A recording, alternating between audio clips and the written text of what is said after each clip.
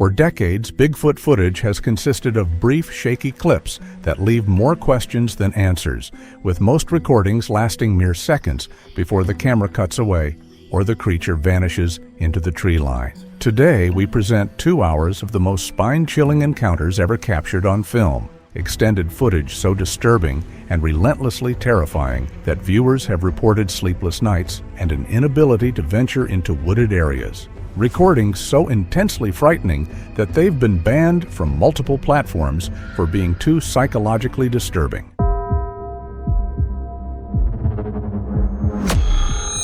It was July 2020, a warm and humid night in the Blue Ridge Mountains. The family had camped at this remote site every summer for over a decade without problems. That evening, as the dog stayed restless, a strong odor spread through the clearing, described by the teenage daughter as smelling like a wet dog mixed with something long dead.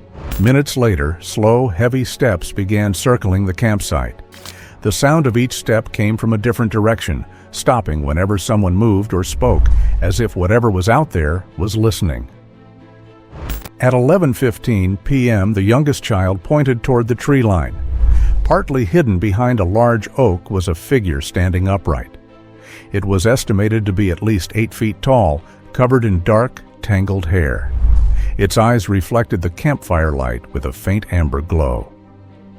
The mother began recording on her phone.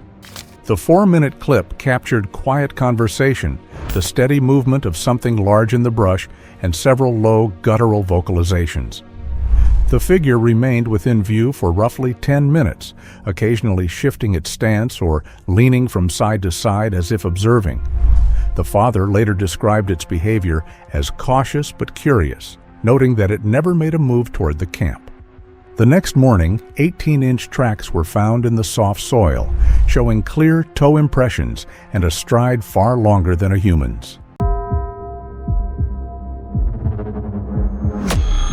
In March 2019, during a pre-dawn elk population survey in Washington's Olympic National Forest, field researcher Dana Peters set up a FLIR Scout 3 thermal imager near a stand of old-growth Douglas firs.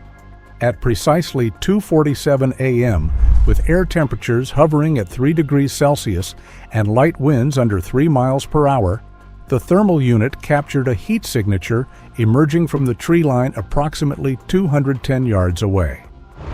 The camera was tripod-mounted at 5.5 feet, facing north-northeast, with a 24-degree field of view, allowing clear tracking as the subject crossed a natural game trail. The recording clearly reveals a massive, upright figure moving on 2 legs, its heat profile glowing bright white against the surrounding cold forest.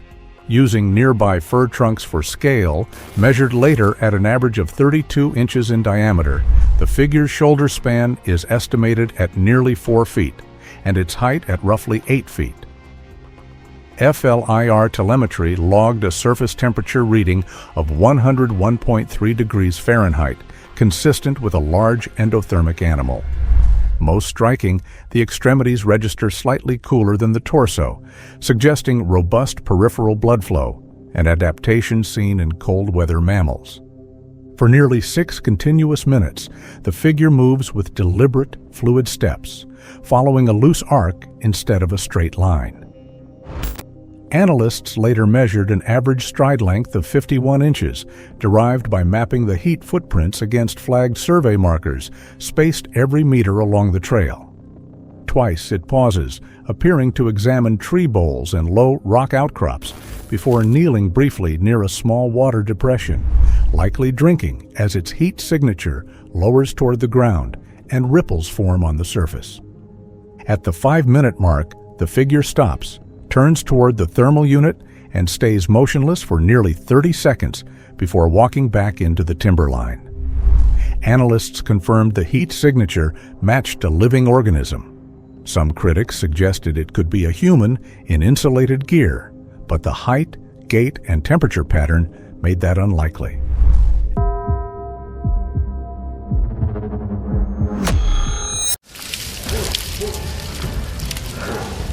For years, Bigfoot stalked my cabin, and I did nothing. But one night I turned on my camera and the Sasquatch finally spoke, laying out information I was never meant to hear. My camera kept rolling while I captured proof that Bigfoot is real and that he exposed his true self without him knowing. I heard the first knock on a Tuesday night in late September 2013, and I knew immediately it wasn't a branch falling or a deer moving through the underbrush. I moved to the window, keeping the lights behind me dim, and I stared out into the darkness.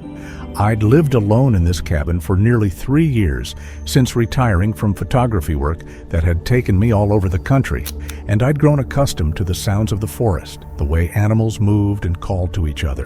But this felt different in a way I couldn't articulate even to myself. The knocking came again an hour later, closer this time, and I could hear the movement of something large pushing through the undergrowth. I turned off all the lights inside the cabin and stood in the darkness near the window.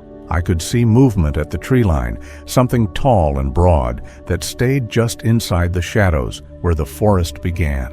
What kind of presence announces itself but refuses to cross the line into light? It didn't approach the cabin, and it didn't make any aggressive movements or sounds, but I could feel its attention focused on the structure where I stood. The shape remained motionless for what felt like an hour, and I remained equally still. Eventually, the shape withdrew deeper into the forest, and I heard the careful movement of its retreat. I didn't sleep that night, and when dawn finally broke over the mountains and light filtered through the cabin windows, I made a decision that felt both irrational and completely necessary.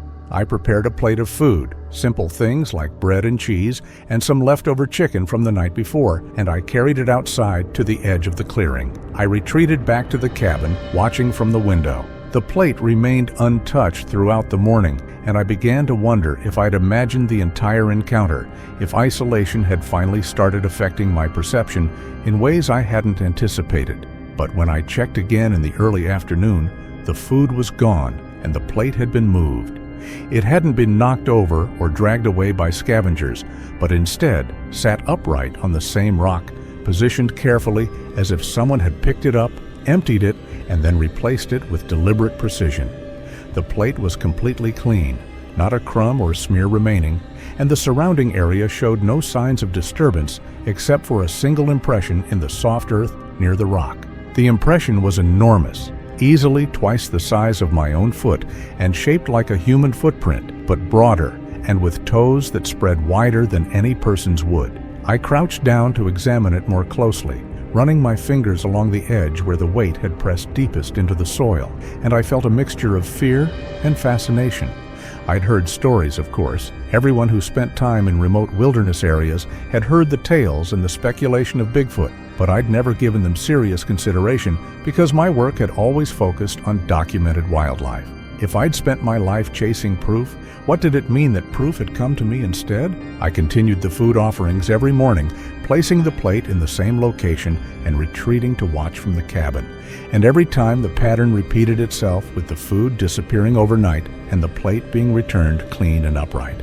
On the 9th night, I saw Bigfoot clearly for the first time, though the Sasquatch remained partially obscured by the shadows between the trees.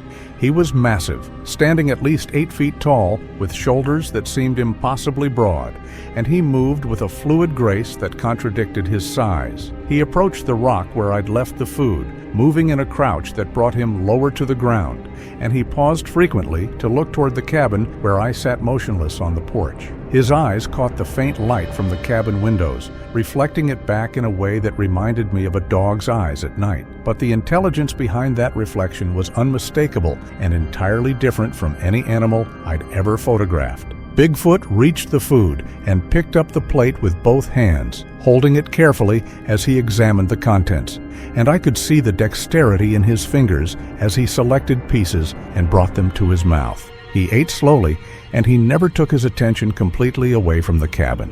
When he finished, he set the plate back down with the same careful precision I'd observed before, and then he retreated into the forest.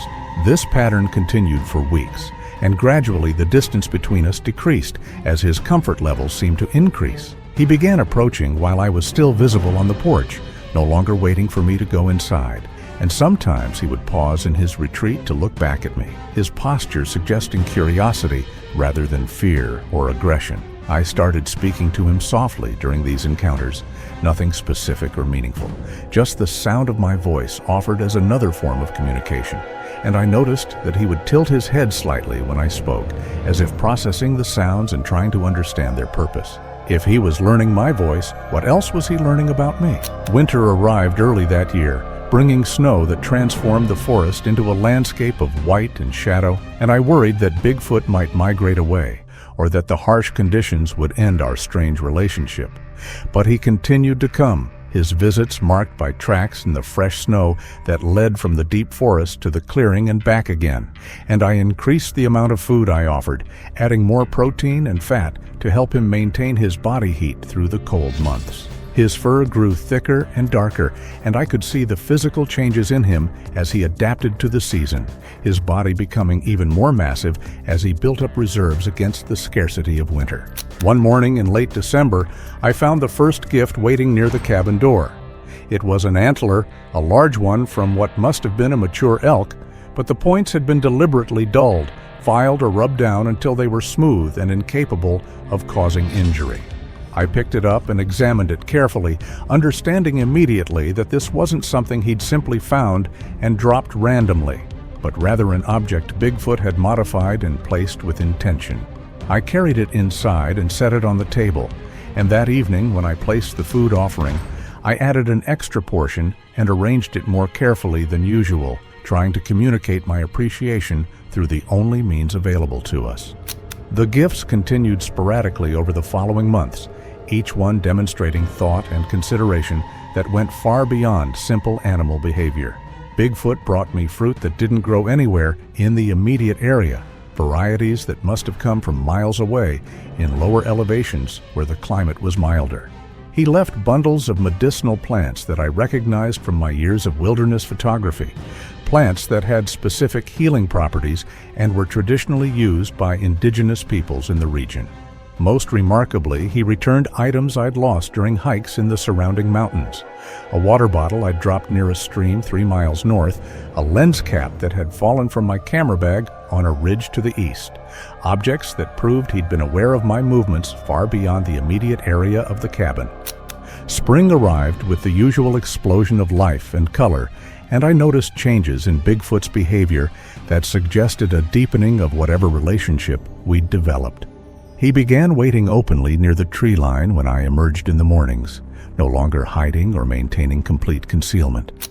And sometimes he would mimic my movements, raising his hand when I raised mine, tilting his head when I tilted mine, as if testing the boundaries of communication through gesture and imitation. We never touched, and I never attempted to approach him beyond the invisible boundary that seemed to exist between the cabin clearing and the forest edge. But the connection between us felt tangible and real in ways I couldn't explain to anyone, even if I'd wanted to. What happens when a boundary exists only because both sides choose to respect it? I noticed Bigfoot's reactions to certain sounds, particularly those that originated from human activity in the distant valleys below the mountain. When helicopters passed overhead, even miles away, he would freeze completely and then disappear into the forest with a speed that seemed impossible for something his size. Distant gunshots during hunting season produced the same response, and I began to understand that his relationship with me was an exception to a much deeper fear and avoidance of human contact. He associated humans with danger, with threats that required immediate retreat and concealment, and I represented something different only because of the time and consistency I'd invested in proving myself non-threatening. One morning in early summer, I made a decision that I'd been considering for months, and I brought my old camera out onto the porch, setting it on the railing where it would be visible but not immediately threatening. Bigfoot arrived for the morning food offering and stopped abruptly when he saw the camera, his entire body tensing in a way I'd never observed before. He stared at it for a long moment, and then he looked at me with an expression that seemed to combine confusion and betrayal, and I realized immediately that I'd made a serious mistake in introducing this element without preparation. Bigfoot didn't approach the food that morning, and he didn't return that evening or the next day, and I felt a genuine sense of loss that surprised me with its intensity. I removed the camera from the porch and stored it inside, and I continued placing food offerings even though they remained untouched for 3 days. On the 4th morning, I found the plate empty again, but he didn't show himself, and I understood that I'd damaged the trust we'd built and would need to rebuild it slowly and carefully. After crossing a line that couldn't be explained away, could trust ever return, or had I already sealed the outcome? It took nearly 2 weeks before Bigfoot allowed himself to be visible again during the food exchanges, and even then he maintained a greater distance than he had before, watching me with what I interpreted as wariness mixed with something that might have been disappointment. I continued the offerings without any attempt to reintroduce the camera, focusing instead on reestablishing the routine and comfort level we'd achieved before my mistake. And gradually I saw him begin to relax again, his approaches becoming less cautious and his departures less hurried. Summer deepened into the long, warm days of July and August, and I spent more time outside, working in the small garden I'd established near the cabin and performing maintenance tasks that had been postponed during the winter months. Bigfoot watched these activities from his usual position at the tree line, and I grew so accustomed to his presence that I found myself speaking to him regularly, narrating what I was doing or commenting on the weather, or simply filling the silence with the sound of my voice. He never responded with vocalizations of his own, but his body language suggested he was listening and processing. One afternoon in late August, I was sitting on the porch steps sorting through old photography equipment, deciding what to keep and what to discard, when I came across a small portable printer I'd used in the field for making quick reference prints. An idea formed in my mind, something that felt both risky and potentially transformative, and I spent the next several days considering how to implement it without triggering another retreat. I decided to start by photographing myself, using the camera's timer function to capture images of me in various locations around the cabin, and then printing these images and displaying them openly where Bigfoot could observe them. Could an image explain intention where words still couldn't?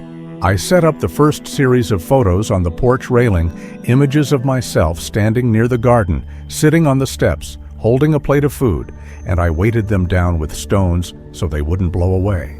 That evening, when Bigfoot came for the food offering, he noticed the photographs immediately, approaching them with extreme caution and examining them from several angles before actually touching them. He picked up one of the images, holding it carefully between his massive fingers, and he looked from the photograph to me and back again several times, and I could see the moment when understanding registered in his expression. Bigfoot set the photograph down gently and picked up another, repeating the process of comparison and study. And then he looked at me directly with an intensity that made me catch my breath. I pointed to myself and then to the photograph, repeating the gesture several times, and then I picked up the camera and pointed to it, then to myself, then to the resulting image, trying to demonstrate the connection between the device and the representation it created. He watched this entire performance with focused attention, and when I finished, he gathered all the photographs carefully and carried them to the edge of the forest, where he sat down in a patch of fading sunlight and continued examining them for nearly an hour.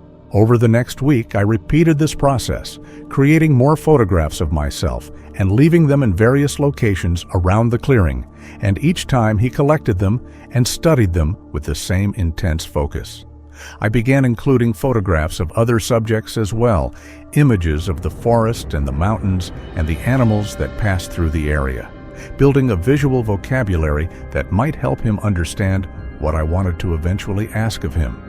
He seemed to grasp the concept quickly, and I noticed that he began positioning himself more deliberately when he knew I was watching, as if testing whether I might be creating images of him even without the camera visible. If he was already anticipating the lens, how far ahead of me was his understanding? On a cool morning in early September, nearly a full year after our first encounter, I brought the camera out onto the porch again, but this time I held it in my hands rather than simply placing it on the railing. He arrived for the morning offering and stopped when he saw it, but instead of retreating, he remained motionless, watching me with an expression I couldn't fully read. I pointed to the camera, then to him, then to an empty space on the porch railing where a photograph might be displayed, repeating the sequence several times while speaking softly about what I wanted to do and why it mattered to me. He stood completely still for what felt like an eternity, and I could see the conflict playing out in his posture, the tension between his instinctive fear of the device and his apparent understanding of what I was asking. Finally, he moved slightly, adjusting his position so that he was more fully visible in the morning light, and he looked directly at me with an expression that seemed to communicate both permission and trust. I raised the camera slowly, giving him time to change his mind or retreat, but he remained in place, though I could see his hands clenching and unclenching at his sides. But at that time, I had no idea what he would say to me later, or how much this silent agreement would matter when he finally spoke. So why did that look feel like the start of a conversation I couldn't yet hear? I took 3 photographs in quick succession, and then I immediately lowered the camera and set it down on the porch, showing him that the process was complete. When I printed the photographs, I was struck by how clearly they captured not just his physical presence, but something of his personality and intelligence. His eyes in the images held a depth of awareness that was unmistakable, and his posture, even in his obvious discomfort, conveyed a dignity and presence that went far beyond anything I'd expected. I displayed the prints on the porch railing, and when he arrived that evening, he approached them with a mixture of curiosity and what might have been apprehension. Bigfoot picked up the first photograph and stared at it for a long time, bringing it close to his face and then holding it at arm's length. And then he touched his own face with his free hand, his fingers tracing the contours of his features as if confirming that the image truly represented him. He looked at me with an expression of wonder that was so human in its essence that I felt tears forming in my eyes.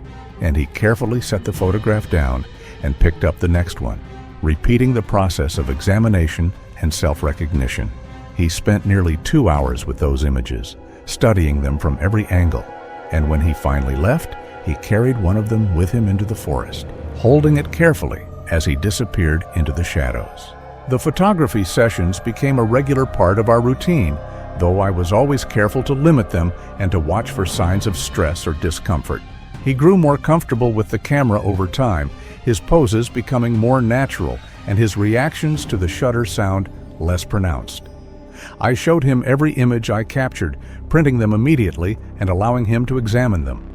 I thought we were building trust through images alone, but was he waiting for the right moment to replace pictures with words, and how close was I to hearing the first one? In late October, I introduced the video camera, a small handheld device that I'd used extensively in my professional work for capturing animal behavior in real time. I showed him the camera first. He was fascinated by the movement and sound, leaning in close to the screen and reaching out as if to touch the image of me that moved and spoke within the device. When I asked if I could record him using gestures and the photographs to communicate my request, he agreed with less hesitation than I'd expected, positioning himself near the tree line where the light was good and the background showed the forest he called home. I recorded for only a few minutes that first time, capturing him as he moved slightly from side to side, as he looked around the clearing, as he reached down to touch the ground, and then stood again to his full height. When I played back the footage for him, his reaction was profound and immediate, a sharp intake of breath followed by complete stillness as he watched himself move and exist within the small screen. He reached toward the camera, his finger hovering just above the screen, and he made a sound I'd never heard from him before, a low vocalization that seemed to combine surprise and recognition and something deeper that I couldn't name. He watched the footage 3 times, and each time his focus seemed to intensify, as if he was discovering new aspects of himself in the recorded images. And when I finally turned off the camera, he sat down heavily on the ground, his expression distant and contemplative in a way that suggested he was processing something significant and perhaps overwhelming. The video recordings became more frequent and more extensive, and I began to capture not just his physical presence, but his interactions with the environment. One evening in November, he approached closer to the cabin than he ever had before, coming within 10 feet of where I stood on the porch. I had the video camera running, mounted on a tripod, and recording continuously, and he glanced at it briefly before returning his attention to me. He opened his mouth as if to speak, and I saw his throat working, muscles contracting and releasing as he struggled to produce sounds that his vocal anatomy wasn't designed to create easily. What emerged was rough and broken, syllables that approximated human speech but were distorted by the structure of his mouth and throat, and it took me a moment to recognize that he was attempting to say my name. I'd spoken it countless times in his presence, referring to myself in the third person during my narrations of daily activities, and he'd apparently been listening and learning and waiting for the moment when he felt comfortable enough to try using it himself. The sound he produced was close enough that I understood immediately what he was attempting, and I felt a rush of emotion so strong that I had to sit down on the porch steps to steady myself. What responsibility comes with being named by something the world refuses to believe exists? I responded by speaking his name, Bigfoot, and he tilted his head and repeated it back to me, his version clearer than his attempt at my name had been. We spent the next hour in a halting exchange of words, simple things like yes and no and food and cold. His vocabulary limited to what he'd overheard from me and perhaps from other humans he'd observed from a distance over the years. His grammar was non-existent and his pronunciation was difficult, but the intention and intelligence behind the effort were unmistakable, and I understood that we'd crossed into entirely new territory in our relationship.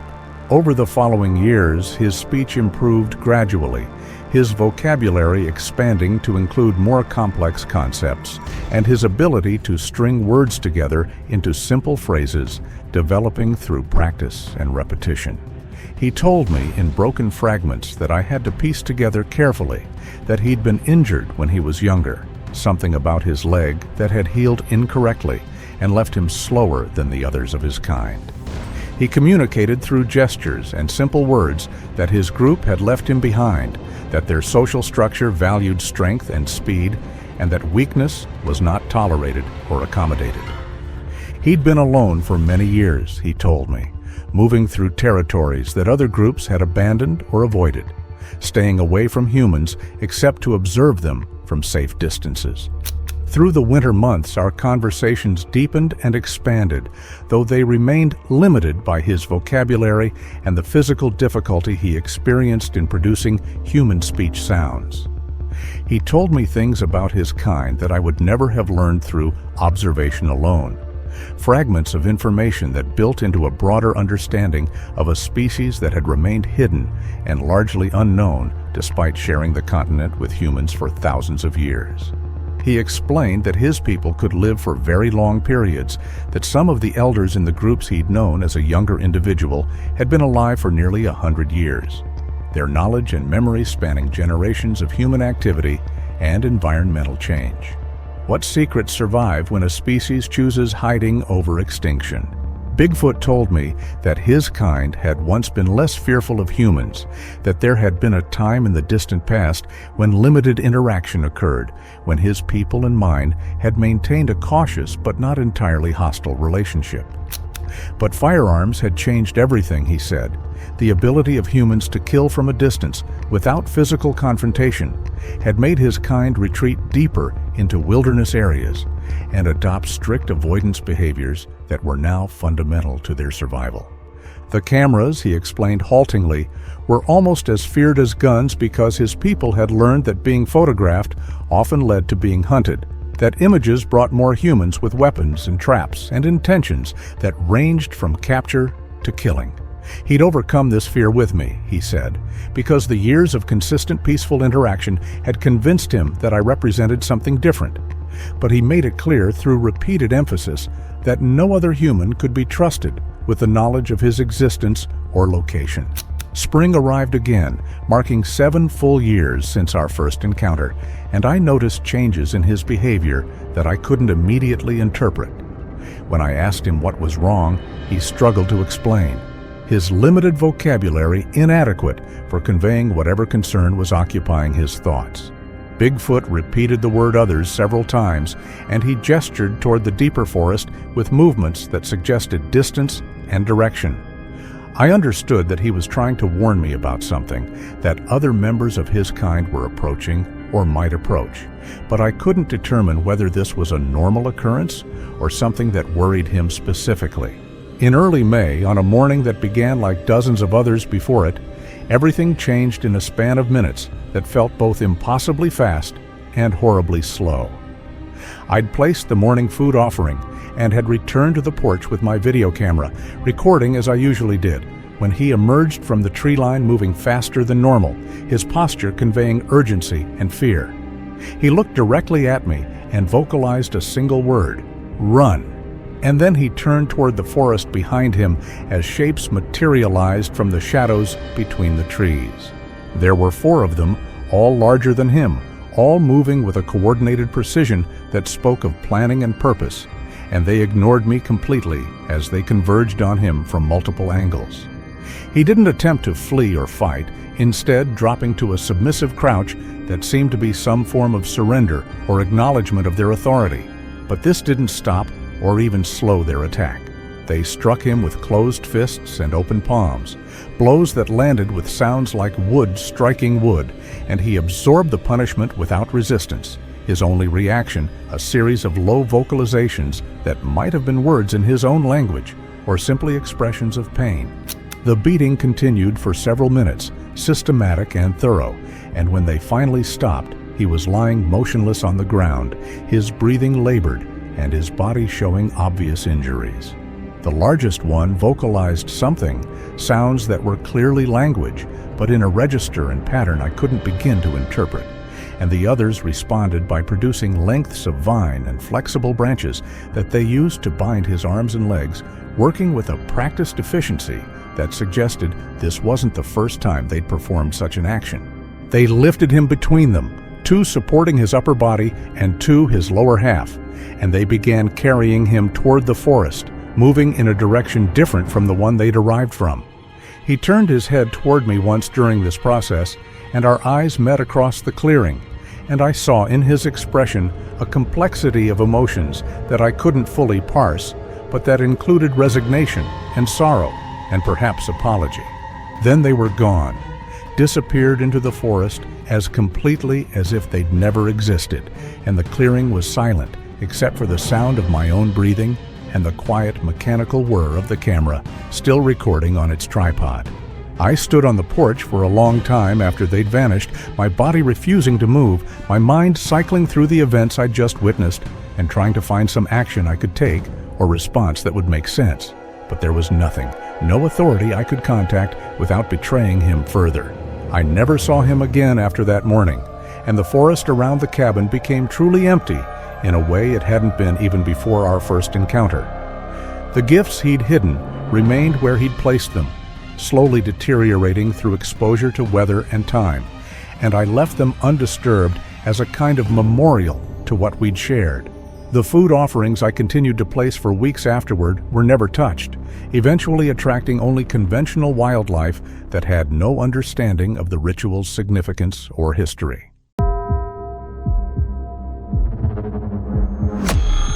In June 2022, a retired logger living on a 40-acre property in the Cascade foothills of Oregon began noticing movement on his outdoor security system. He'd spent 2 decades surrounded by wildlife, black bears, elk, and the occasional cougar, and assumed at first it was nothing unusual. But the pattern that emerged over the following weeks began to unsettle him. The earliest clips, recorded at 2:17 a.m. with an Arlo Pro 4K security camera mounted 9 feet high and facing the eastern tree line, showed a dark, upright form moving laterally about 60 feet from the house. Ambient temperatures were 48 degrees Fahrenheit, with no wind, so foliage movement was minimal. At first glance, it could be mistaken for a black bear, but its height and frame, reaching to the middle of a 7-foot trail marker stake visible behind it, suggested something taller. Within days, the same sensor triggered again at nearly identical times. This time, the figure stayed farther back, but maintained a consistent distance from the house, stepping behind trees just as it passed into open view. Reviewing footage, the homeowner noted that it avoided the motion lights and positioned itself at the outer edges of the camera's fields of view, almost as if it understood where coverage ended. By early July, the logger realized the pattern was not random. In multiple clips, the figure paused behind a split trunk fir roughly 14 inches in diameter, giving him a reference for scale. Its shoulders spanned almost the full width of the trunk. On one occasion, it appeared briefly side-on, showing an arm length down past the mid-thigh region, well outside typical human proportions. The most disturbing clip, recorded on July 19th at 1:46 a.m., shows the figure synchronizing its movement with the homeowner's own. As he passed from window to window inside, the creature's silhouette shifted correspondingly at the tree line, maintaining visual contact for over 2 minutes. Even in the infrared footage, its outline was clear enough to distinguish a heavy, sloping head and thick upper torso, rather than a bear's rounded back. What began as routine wildlife curiosity had changed into something else, an animal, or perhaps something unknown, appearing at the same time of night, avoiding lights, and showing signs of deliberate observation. For the homeowner, the roles had reversed. He was no longer just watching his property. Something out there was now watching him. At 11:43 p.m. on a cool September night in 2021, a trail camera set up by a small group of campers in Virginia's George Washington National Forest automatically triggered. Ambient temperatures were about 52 degrees Fahrenheit with light wind under 3 miles per hour. The infrared unit was mounted roughly 5 feet off the ground, facing the edge of their clearing about 50 yards from the tents. When one of the campers reviewed the weekend footage later, he noticed something odd.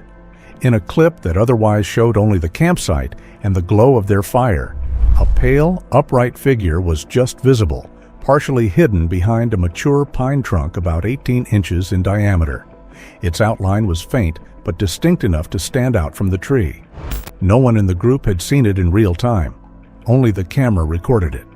Checking other clips from that night, the figure appeared in 3 separate recordings over a 20-minute window, always in the same sector of the frame and at roughly the same distance. It stood still for extended periods, seemingly positioned to observe the group's activity. Using the tree trunk for scale, the camper estimated the figure at over 7 feet tall, with disproportionately long arms and a narrow, pale torso. The most unsettling detail, in each clip, its placement corresponded with natural cover points along the tree line, as if deliberately choosing vantage spots. Critics suggested it could have been a person briefly illuminated by the campfire or a camera sensor anomaly. But the posture, consistency of location, and lack of heat bloom from any light source argue against simple motion blur or smoke. When the campers shared the clips online, other users responded with their own experiences, pale figures or shapes hidden in the backgrounds of trail footage, noticed only after the fact. It raised a troubling question. How often are people being watched without knowing?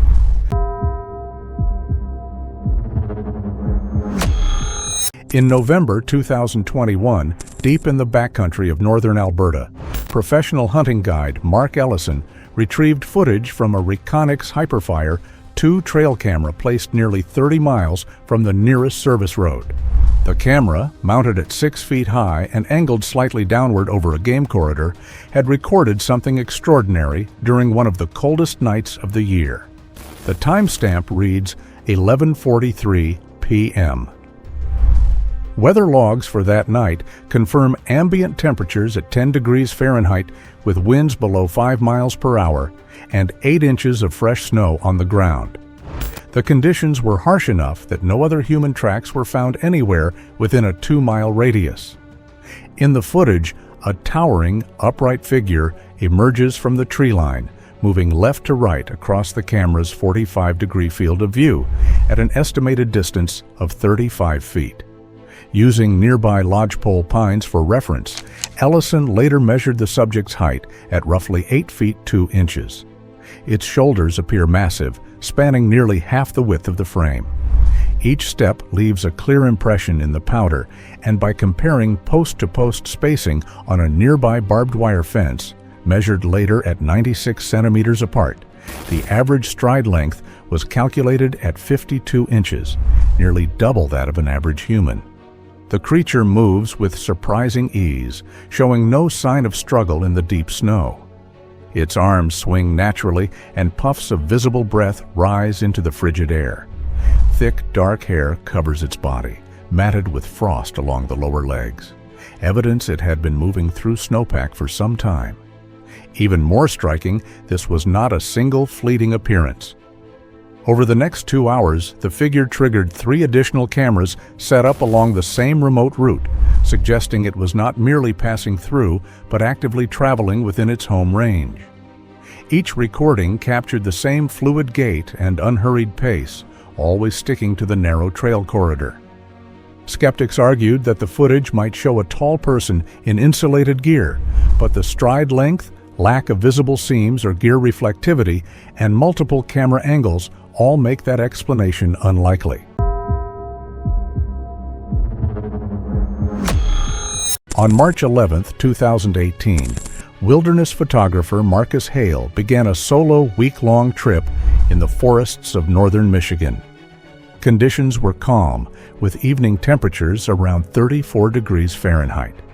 His Sony Handycam, mounted on a tripod at his campsite beside a small lake, recorded his usual routine, setting up camp, cooking dinner, and describing the quiet.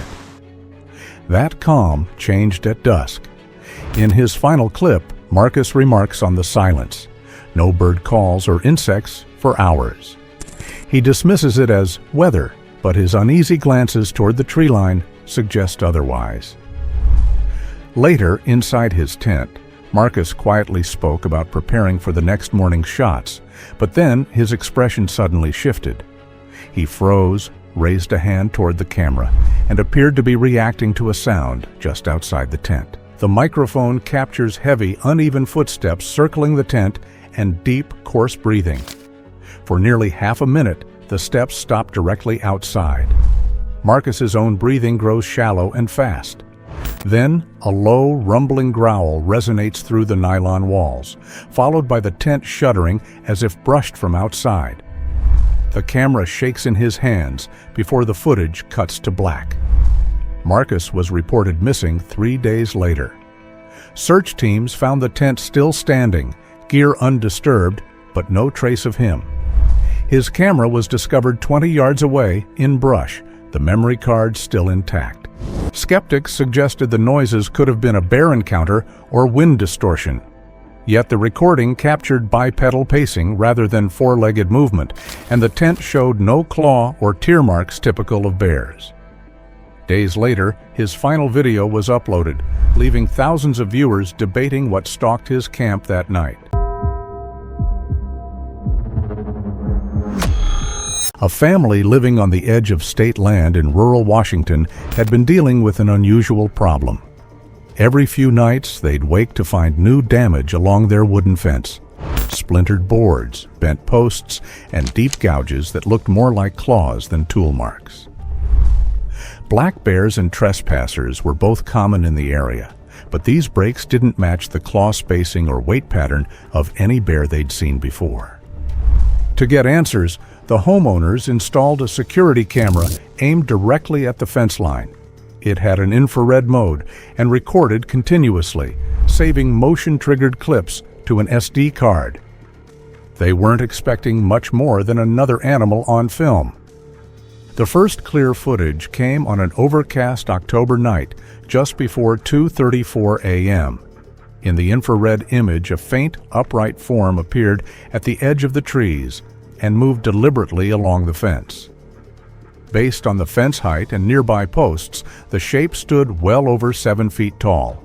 It didn't lunge or crash through. Instead, it pressed at specific boards, paused, then moved to another section, almost like someone inspecting for weak points. At one point, the video showed a large hand-shaped appendage grasp the top of a fence post and rock it side to side. The creaking of the wood was captured on the microphone as the post flexed under the force. Near the gate, The figure leaned in and pushed steadily on a panel. The fence groaned but held. The low-resolution footage couldn't show details of the face or hands, but the relative scale and controlled strength were obvious. Then, without warning, it stopped. For nearly a full minute, the figure stood motionless in the same spot, then turned and walked back into the tree line with slow, deliberate steps. The same pattern repeated over the next several weeks. Each time, the camera recorded the being returning, testing different areas of the barrier, always at night, always methodically. When the family reinforced the weakened spots, the next visit would focus on fresh sections they hadn't yet repaired, as if the intruder had noticed the changes. What unsettled the family most wasn't only the damage, but the intelligence implied. Whatever it was, it seemed to learn and adapt. The security camera gave them evidence of a creature showing patience and planning rather than random aggression. On August 6, 2023, at 6:04 a.m., a hiker in Glacier National Park, Montana, recorded the moment using a Canon EOS 90D DSLR with a 135mm lens. Weather records showed calm air, scattered low cloud, and a temperature of 52 degrees Fahrenheit. The figure was captured from approximately 180 yards away, its height estimated at just over 8 feet, by comparison with lodgepole pines behind it. For nearly 2 minutes, the shape remained motionless, broad shoulders squared and arms hanging low. At one point, the head rotated toward the hiker's position, holding still for 30 seconds as if aware of being observed. On playback, the footage shows the right arm lifting slightly, a slow, deliberate motion, before the figure turned and walked back into the timberline with steady, unhurried steps. Skeptics later suggested the subject might have been a hiker in dark clothing, yet no other visitors were officially logged in that area at the time, and the apparent scale against trees in the background suggests something much larger than an average person. The hiker never saw it again, and to this day, no further sightings have been reported from that section of trail.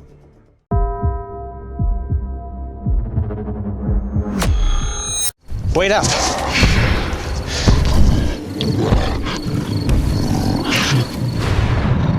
On March 17, 2025, Brian thought he filmed a bear, but instead captured the most terrifying creature on planet Earth.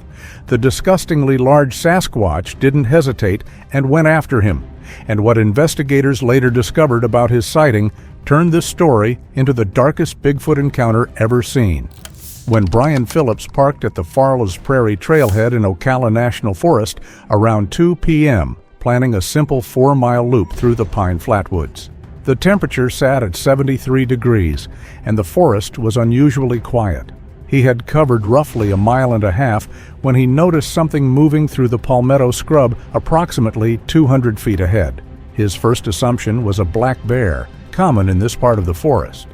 Black bears were frequently sighted in Ocala National Forest, especially during spring when they emerged from their winter dens. He stopped walking and reached for his phone, more out of excitement than concern.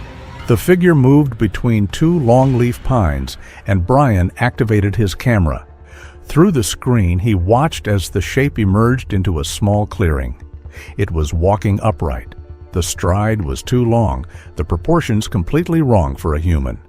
The shoulders were massive, easily 3 feet across.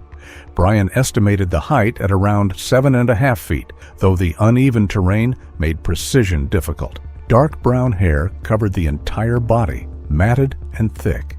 It moved with purpose, not the shambling gait of a bear on its hind legs. Bears could walk upright for short distances, but their movement was clumsy, unstable. This was different.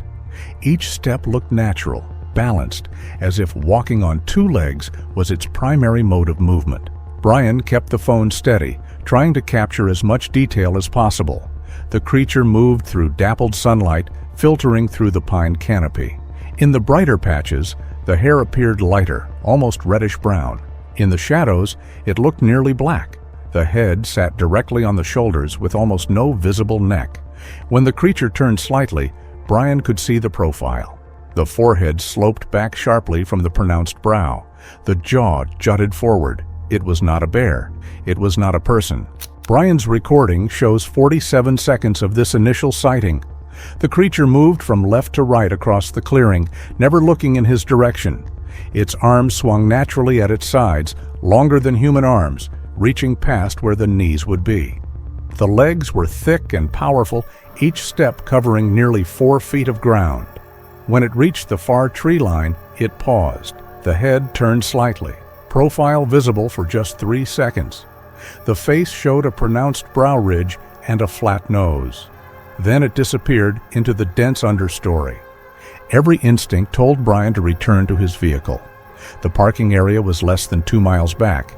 He could be there in 30 minutes at a quick pace. Instead, he moved forward. He would later tell investigators that something compelled him to follow, a curiosity that overrode his fear. This was a once-in-a-lifetime opportunity. Whatever he had just seen, it was real, and it was in front of him.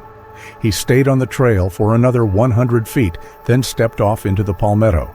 The creature had left disturbed vegetation, bent fronds showing the direction of travel. The path was unmistakable. Something large had pushed through here, and recently. Brian kept his phone raised, recording continuously now. The footage shows his hands shaking, the image bouncing with each step. The palmetto grew thicker off-trail, the stiff fronds reaching waist-high. They scraped against his pants and grabbed at his boots. Progress was slow.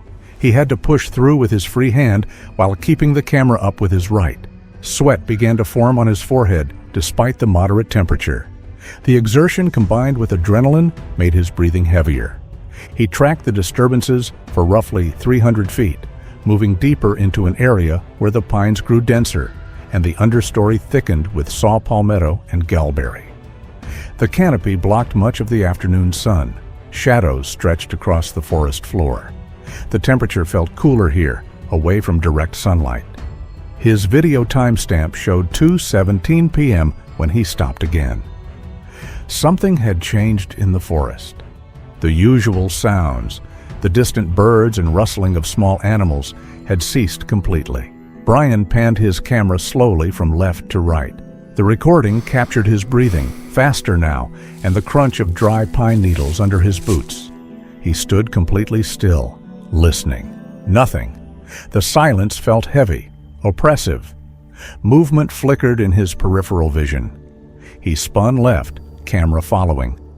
The creature stood 80 feet away, partially obscured by a dead pine. But it was facing him now. The footage shows a clear frontal view for nearly 8 seconds. The body was broader than any human, the chest barrel-shaped and covered in dark hair that appeared lighter around the face. The arms hung at its sides, hands visible, each finger clearly defined. The hands looked almost human in structure, but larger, much larger. Each hand appeared to be at least 12 inches long. The face stared directly at the camera. The eyes were dark, sunken beneath that heavy brow ridge. Brian froze. The creature did not move. It simply watched him, standing perfectly still in a way that felt deliberate, patient. Then it stepped out from behind the tree. The full height became apparent. Brian's angle, shooting slightly upward, confirmed this thing stood well over 7 feet tall. The legs were thick, powerful, built for strength rather than speed. Or so Brian thought. It took 2 steps forward, closing the distance to about 70 feet.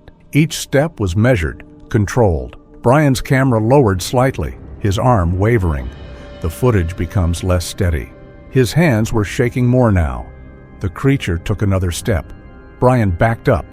His boot caught on something, a root or vine hidden under the pine needles, and the camera jerked as he caught himself. He stumbled but did not fall. When he raised the phone again, the creature had moved. It was now 50 feet away. It had covered 20 feet in the second or two when Brian's camera was down. The speed was wrong. Something that large should not be able to move that quickly, that quietly. The recording shows Brian turning and walking quickly back the way he came.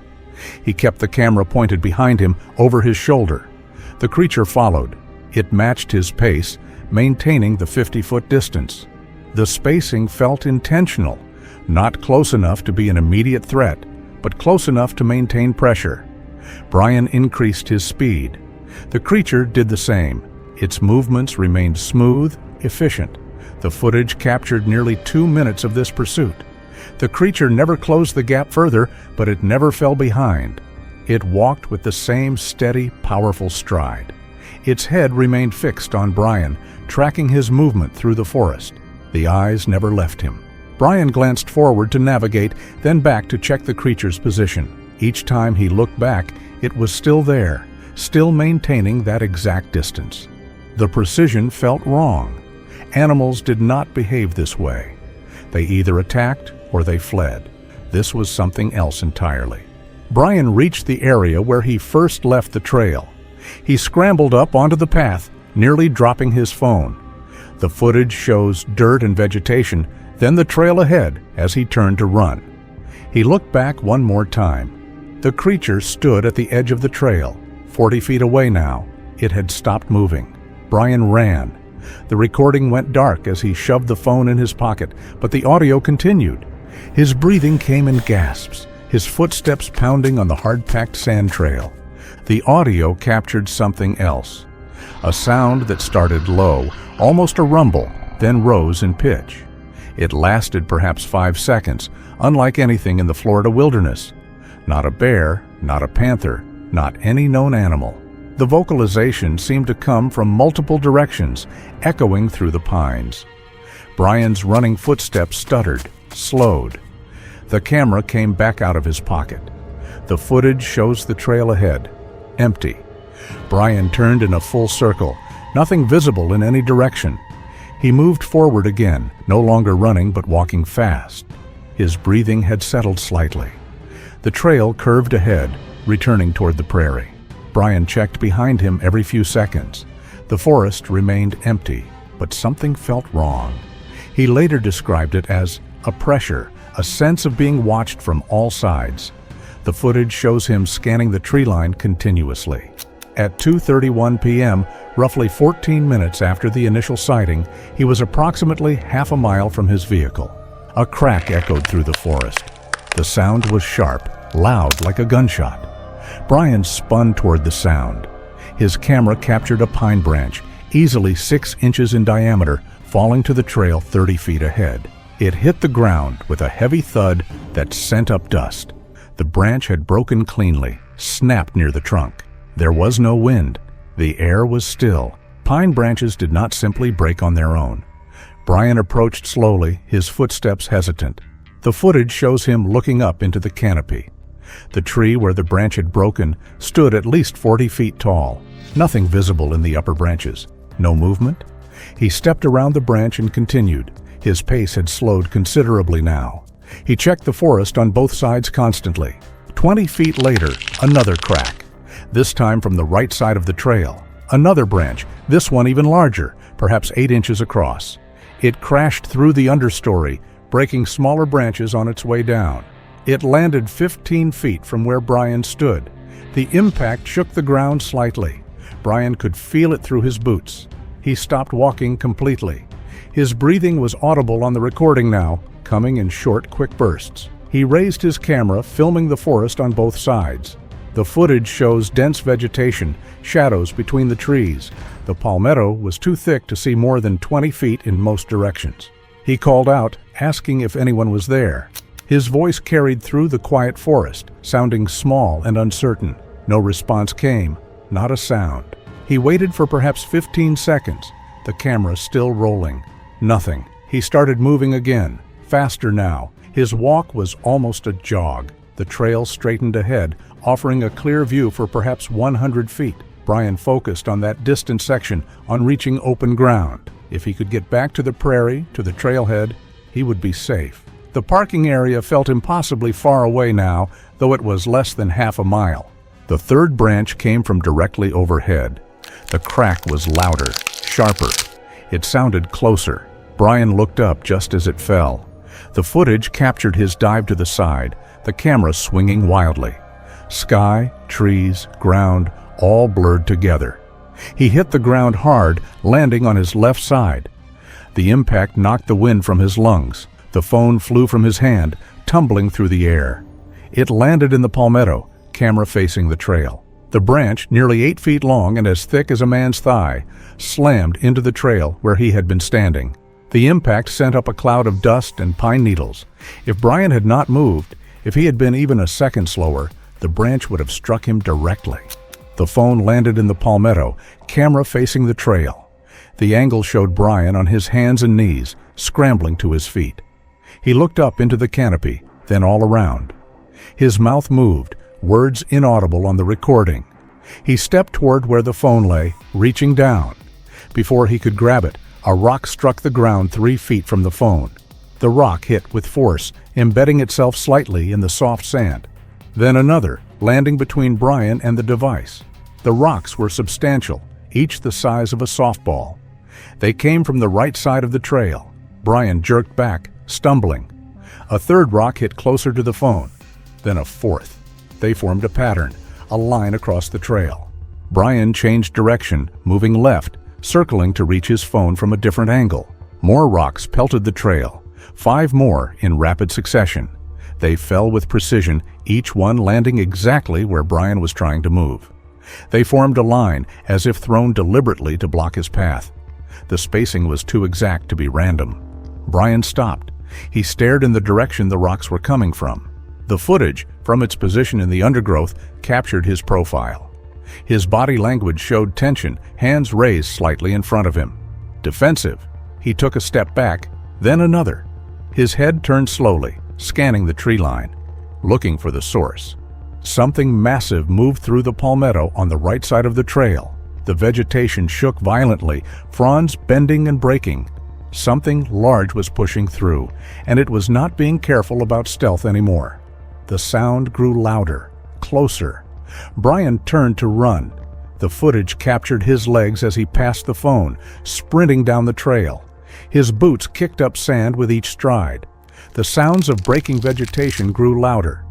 Whatever was in the forest was moving fast, parallel to the trail. The palmetto rattled and shook along a 30-foot section. Brian's footsteps faded slightly as he got further from the phone. His breathing was ragged, panicked. The sound of breaking branches continued, getting closer to the camera's position. The entire understory seemed to be moving. Then it appeared. The creature stepped out of the palmetto 20 feet from where the phone lay. The angle captured it from roughly waist height. The massive legs, trunk-like and covered in dark hair.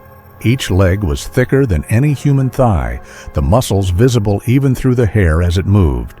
The arms hanging forward slightly, the hands flexed, fingers spreading and closing. It turned its head, looking down the trail in the direction Brian had gone. The face was fully visible for nearly 4 seconds, heavy brow ridge casting shadows over the eyes, deep-set eyes that reflected light slightly, giving them an almost luminous quality. Flat nose with large nostrils that flared as it breathed. The mouth was closed, the jaw prominent and strong. Hair covered most of the face, but thinned around the eyes and mouth, revealing dark skin underneath. The expression was not aggressive, but focused, intelligent. The eyes showed awareness, calculation. The creature took 3 steps onto the trail, each footfall visible in the frame. The feet were enormous, easily 18 inches long, wider than a human foot. The toes splayed out with each step, gripping the sand. 5 toes were clearly visible on the left foot as it lifted. The foot flexed naturally, the arch visible. These were not bear paws, not costume pieces. The movement was too natural, too complex. The creature paused in the middle of the trail, turned its head back toward the camera for just a moment. The eyes seemed to look directly at the lens. Then it looked down the trail again, toward where Brian had disappeared. It dropped into a forward stance, weight shifting onto the balls of its feet. The knees bent slightly. The arms came up, hands positioned forward. Then it ran. The speed was shocking. The creature covered ground faster than seemed possible for something so large.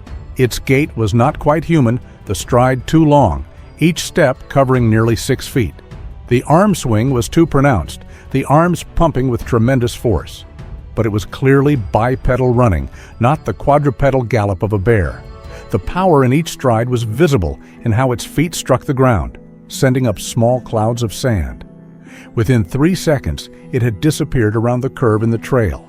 The sound of its footfalls continued for several seconds more, heavy thuds that faded into the distance. The forest fell silent again. The phone continued recording from its position in the palmetto, showing only the empty trail and the rocks scattered across the sand. Small clouds of dust still hung in the air where the creature had run. 43 seconds later, a scream cut through the forest. It was human, Brian's voice coming from perhaps 200 feet away. The scream was raw, primal, filled with terror and pain. It lasted 2 seconds, then cut off abruptly. Impact sounds followed, something heavy hitting the ground. A grunt, distinctly human. More sounds of struggle, breaking vegetation, thrashing, then silence again. Complete silence. The phone recorded nothing but that silence for nearly 30 seconds. No birds, no insects, nothing. Even the wind seemed to have stopped. The forest held its breath. Movement appeared at the edge of the frame. Brian came into view, crawling on the trail. He was bleeding from his forehead, blood running down the left side of his face. The cut was deep, possibly from hitting the ground or a rock. His shirt was torn at the shoulder, the fabric hanging loose. Scratches covered his exposed shoulder, some deep enough to bleed. He crawled toward the phone, each movement showing pain. His left arm dragged slightly, not moving correctly. The shoulder hung at an odd angle, dislocated. He reached the phone, grabbed it with his right hand. His fingers were shaking, barely able to grip. The camera swung up, showing his face for just a moment. The blood, the wide eyes, the dirt caked on his right cheek. His mouth was open, breathing hard. Then the footage went dark as he pulled the phone close to his chest, curling around it protectively. The audio continued. Brian's breathing was ragged, gasping. Each breath sounded painful, catching in his throat. Footsteps approached, heavy and deliberate. Not running now. Walking. Slow. Each footfall was distinct, spaced several feet apart. They stopped close, very close, perhaps 3 feet from where Brian lay. A new sound emerged, a breathing that was not Brian's. Deeper, slower, resonating. It came from directly above the microphone. Something was standing over him. The breathing was steady, controlled. Whatever stood there was not winded from the chase. Brian's breathing stopped as if he was holding his breath, trying to be completely still. The other breathing continued, a sniffing sound, like an animal investigating something. Long inhalations, processing scent. This continued for nearly 20 seconds. Each second must have felt like an eternity for Brian, lying there wounded with something massive standing over him. A low sound, almost a grunt, came from whatever was standing above Brian. The tone was neither aggressive nor curious. It sounded almost satisfied, confirmatory. Then the heavy footsteps again, moving away. Each step clearly audible. They grew fainter but did not hurry. The creature was walking, not running. The footsteps stopped somewhere in the distance, still close enough to hear, perhaps 40 feet away. Brian's breathing resumed, sharp and quick, hyperventilating. He did not move. The audio captured him lying there for another minute, maybe longer. His breathing slowly steadied, though it remained fast. Finally, movement, fabric rustling, the sound of him sitting up, a groan of pain. His voice, barely a whisper, words unclear. Could have been prayer, could have been nothing. The camera came back up, pointing ahead. The footage showed the trail, empty now. Brian panned right, then left. Nothing visible. He struggled to his feet, the camera shaking violently. Getting up took nearly 10 seconds. Each movement was agony. His left ankle gave out the first time he tried to stand, and he dropped back to one knee with a gasp. On the second attempt, he made it upright, but could not put full weight on the left leg. He started moving, limping badly. His left leg was not working properly. The ankle was either badly sprained or broken. Each step came with a grunt of pain. The camera pointed down at the trail, showing his boots and the sand passing beneath. Blood dripped from his forehead, leaving dark spots on the sand. He moved perhaps 30 feet, each step slower than the last. Then he stopped. He raised the camera again. The creature stood in the trail ahead. The distance was hard to judge from the footage, but investigators later estimated roughly 60 feet based on known trail features visible in the frame. It faced Brian directly, standing in the center of the trail. The lighting was better here, the canopy thinner. Late afternoon sun filtered through, illuminating the creature clearly. The footage captured details that had been obscured in shadows before. The massive shoulders, the broad chest rising and falling with breath. The arms, so much longer than human proportions, hanging relaxed at its sides. The face, mostly hair-covered, but the eyes visible. Dark eyes, watching. Not black like a bear's eyes, but dark brown, almost human in color. The creature's chest moved with its breathing, slow and steady. It shifted its weight from one foot to the other, a subtle movement, but distinctly visible. It did not advance. It simply stood there, blocking the trail, watching Brian with what could only be described as curiosity. Brian took a step backward. His injured leg nearly buckled, but he caught himself. The creature did not react. Its head remained level, eyes fixed on Brian. Another step back. Brian's breathing was loud on the audio, each breath catching with pain. Still no movement from the creature. It waited. Brian turned and began moving away, faster now despite the limp. His body was running on pure adrenaline, overriding the pain signals. He kept the camera pointed behind him. The creature remained where it stood, watching him retreat. Its posture was relaxed, non-threatening. It made no move to follow. Brian covered roughly 40 feet, each step visible in the shaky footage. He fell once, going down hard on his right knee. The camera caught the impact, then sky as he nearly dropped the phone. He recovered, got back up, kept moving. When he glanced back once more, the creature was gone. The trail stood empty. No movement in the vegetation, no sound. It had simply disappeared, as if it had never been there at all. The remainder of the footage showed Brian's painful journey back to the trailhead. He fell twice more, the camera capturing the ground, then sky, then the trail again as he recovered. He never stopped checking behind him. The forest remained quiet, no signs of pursuit.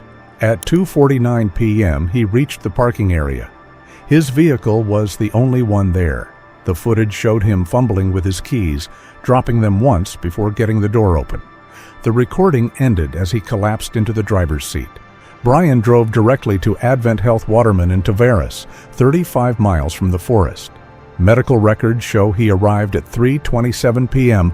with lacerations to his scalp requiring 12 stitches, a dislocated left shoulder, severe bruising across his back and left side, and a sprained left ankle. The attending physician documented Brian's account of being attacked by an unknown animal while hiking. Brian turned over his phone to Tavares Police Department that evening. The footage, totaling 31 minutes and 47 seconds, underwent analysis by 3 separate wildlife experts. All confirmed the subject in the video was not a bear, not a person in a costume, and not any known animal in Florida. The proportions, movement patterns, and physical characteristics did not match any documented species.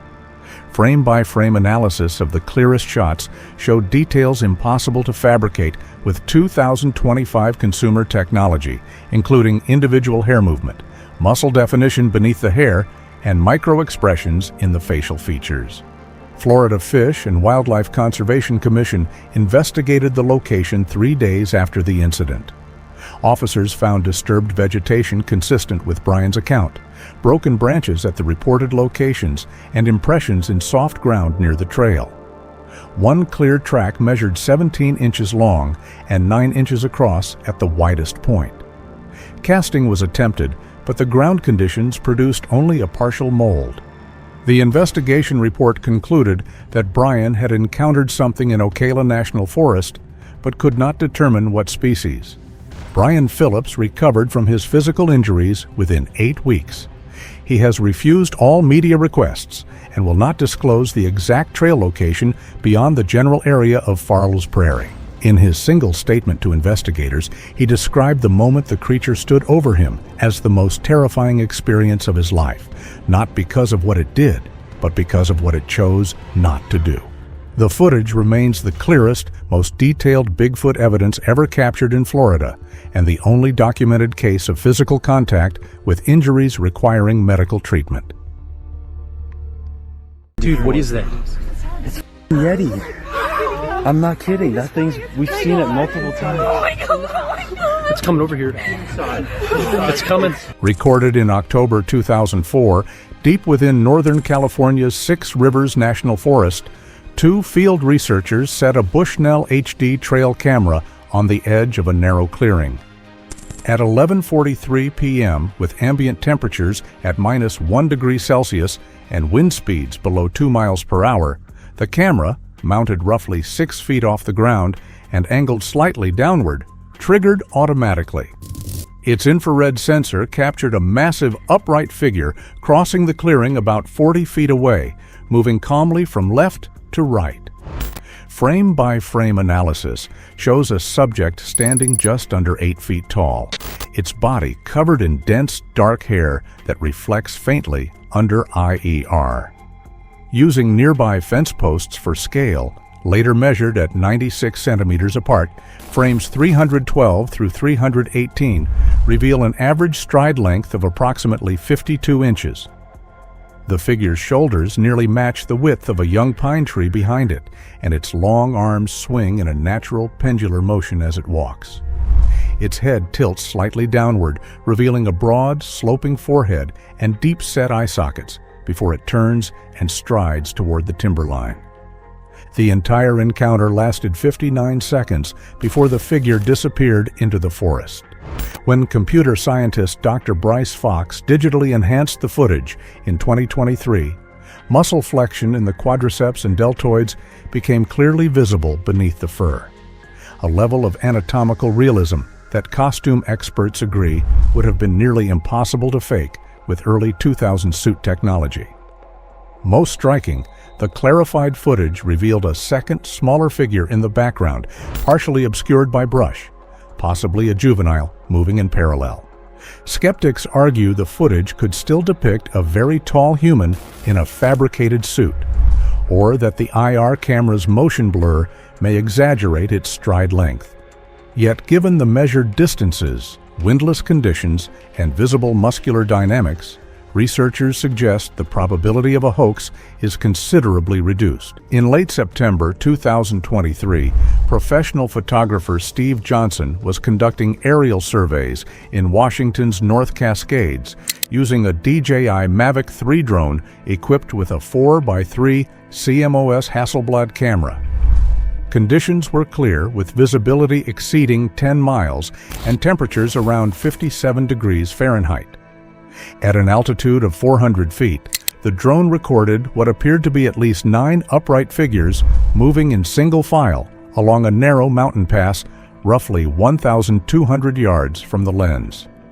Using surrounding alpine firs as reference, the leading individuals were estimated at over 8 feet tall, with smaller figures in the middle, averaging 5 to 6 feet.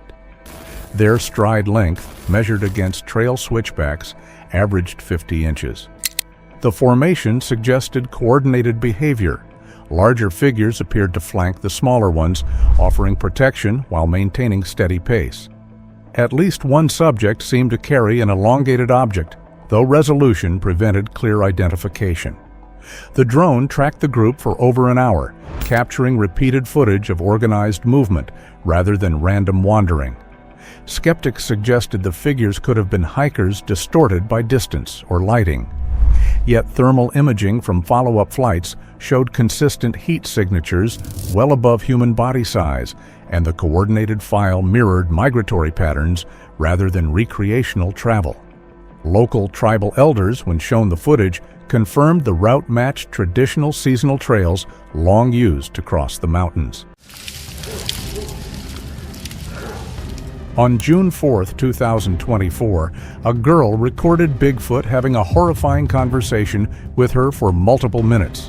What was a normal day for her turned into concrete evidence that he can communicate with human beings. Never before was a fragment of the Sasquatch speaking this long, and what he told her changed what we know about Bigfoot forever. Documentary maker Maya Thornton had been recording for less than an hour when her equipment started registering sounds that didn't match any animal in her extensive audio database. The words she heard were distorted, formed by a vocal apparatus not designed for human language, but the intention was clear. Something was trying to talk to her, and it had been practicing. The first word was barely recognizable, a drawn-out sound that might have been you or who, followed by a long pause, as if the speaker was waiting for confirmation that Maya had understood. She remained motionless, her hand hovering over the record button that was already capturing everything, her mind racing through protocols she'd developed for this exact scenario, even though part of her had never truly believed it would happen. The voice came again, clearer this time, and Maya's audio software registered it as originating from approximately 40 feet away, hidden in the dense undergrowth where her cameras couldn't penetrate. The creature, and Maya's scientific training, insisted on that term even as her instinct screamed that this was something more, seemed to be choosing its words carefully, speaking with the deliberation of someone using a second language they'd learned through observation rather than instruction. What it said next would be debated by experts for its implications about consciousness and intelligence, but the meaning was unmistakable. It wanted to know why she had come and whether she was finally ready to listen. Maya's response was instinctive, a whispered acknowledgement that yes, she could hear it. Yes, she was listening, words that felt inadequate for a moment, that was rewriting everything she thought she knew about the natural world. The creature's reaction was immediate, a sound that might have been satisfaction or relief, followed by movement that brought it closer to the clearing's edge. Still concealed, but nowhere near enough that Maya could hear its breathing, deep and measured, like someone preparing to deliver a rehearsed speech. Her cameras captured the vegetation moving, branches swaying without wind, and her audio equipment registered multiple sources now, suggesting that other creatures had moved into position around the clearing, forming an audience or perhaps a security perimeter for what was about to unfold. The primary voice spoke again, and this time the words came in a sequence that suggested not just communication, but storytelling. A narrative that had been waiting generations to be shared with someone who possessed both the technology to record it and the willingness to believe. The creature's account, delivered in halting English mixed with sounds that defied transcription, painted a picture of a species that had been observing human development for centuries, watching from the margins as civilization expanded into territories they'd occupied since before recorded history. It spoke of deliberate concealment, of a collective decision made long ago to remain hidden from a species that had proven itself dangerous to anything it didn't understand, and of the careful selection of individuals like Maya who might serve as bridges between worlds that had existed in parallel for too long. The voice described a society with its own language, its own history, its own understanding of the forest that predated human presence in North America.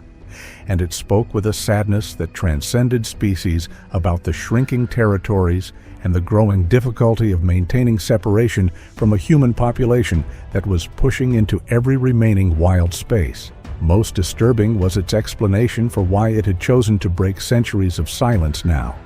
Because time was running out, and decisions needed to be made about whether continued hiding was possible or whether some form of controlled contact was inevitable. Maya's questions, whispered into her recording equipment, were met with responses that demonstrated the creature's sophisticated understanding of human society and technology. It knew about cameras, about the internet, about the way information spread through human networks, and it expressed concern about what would happen if proof of its species' existence became undeniable.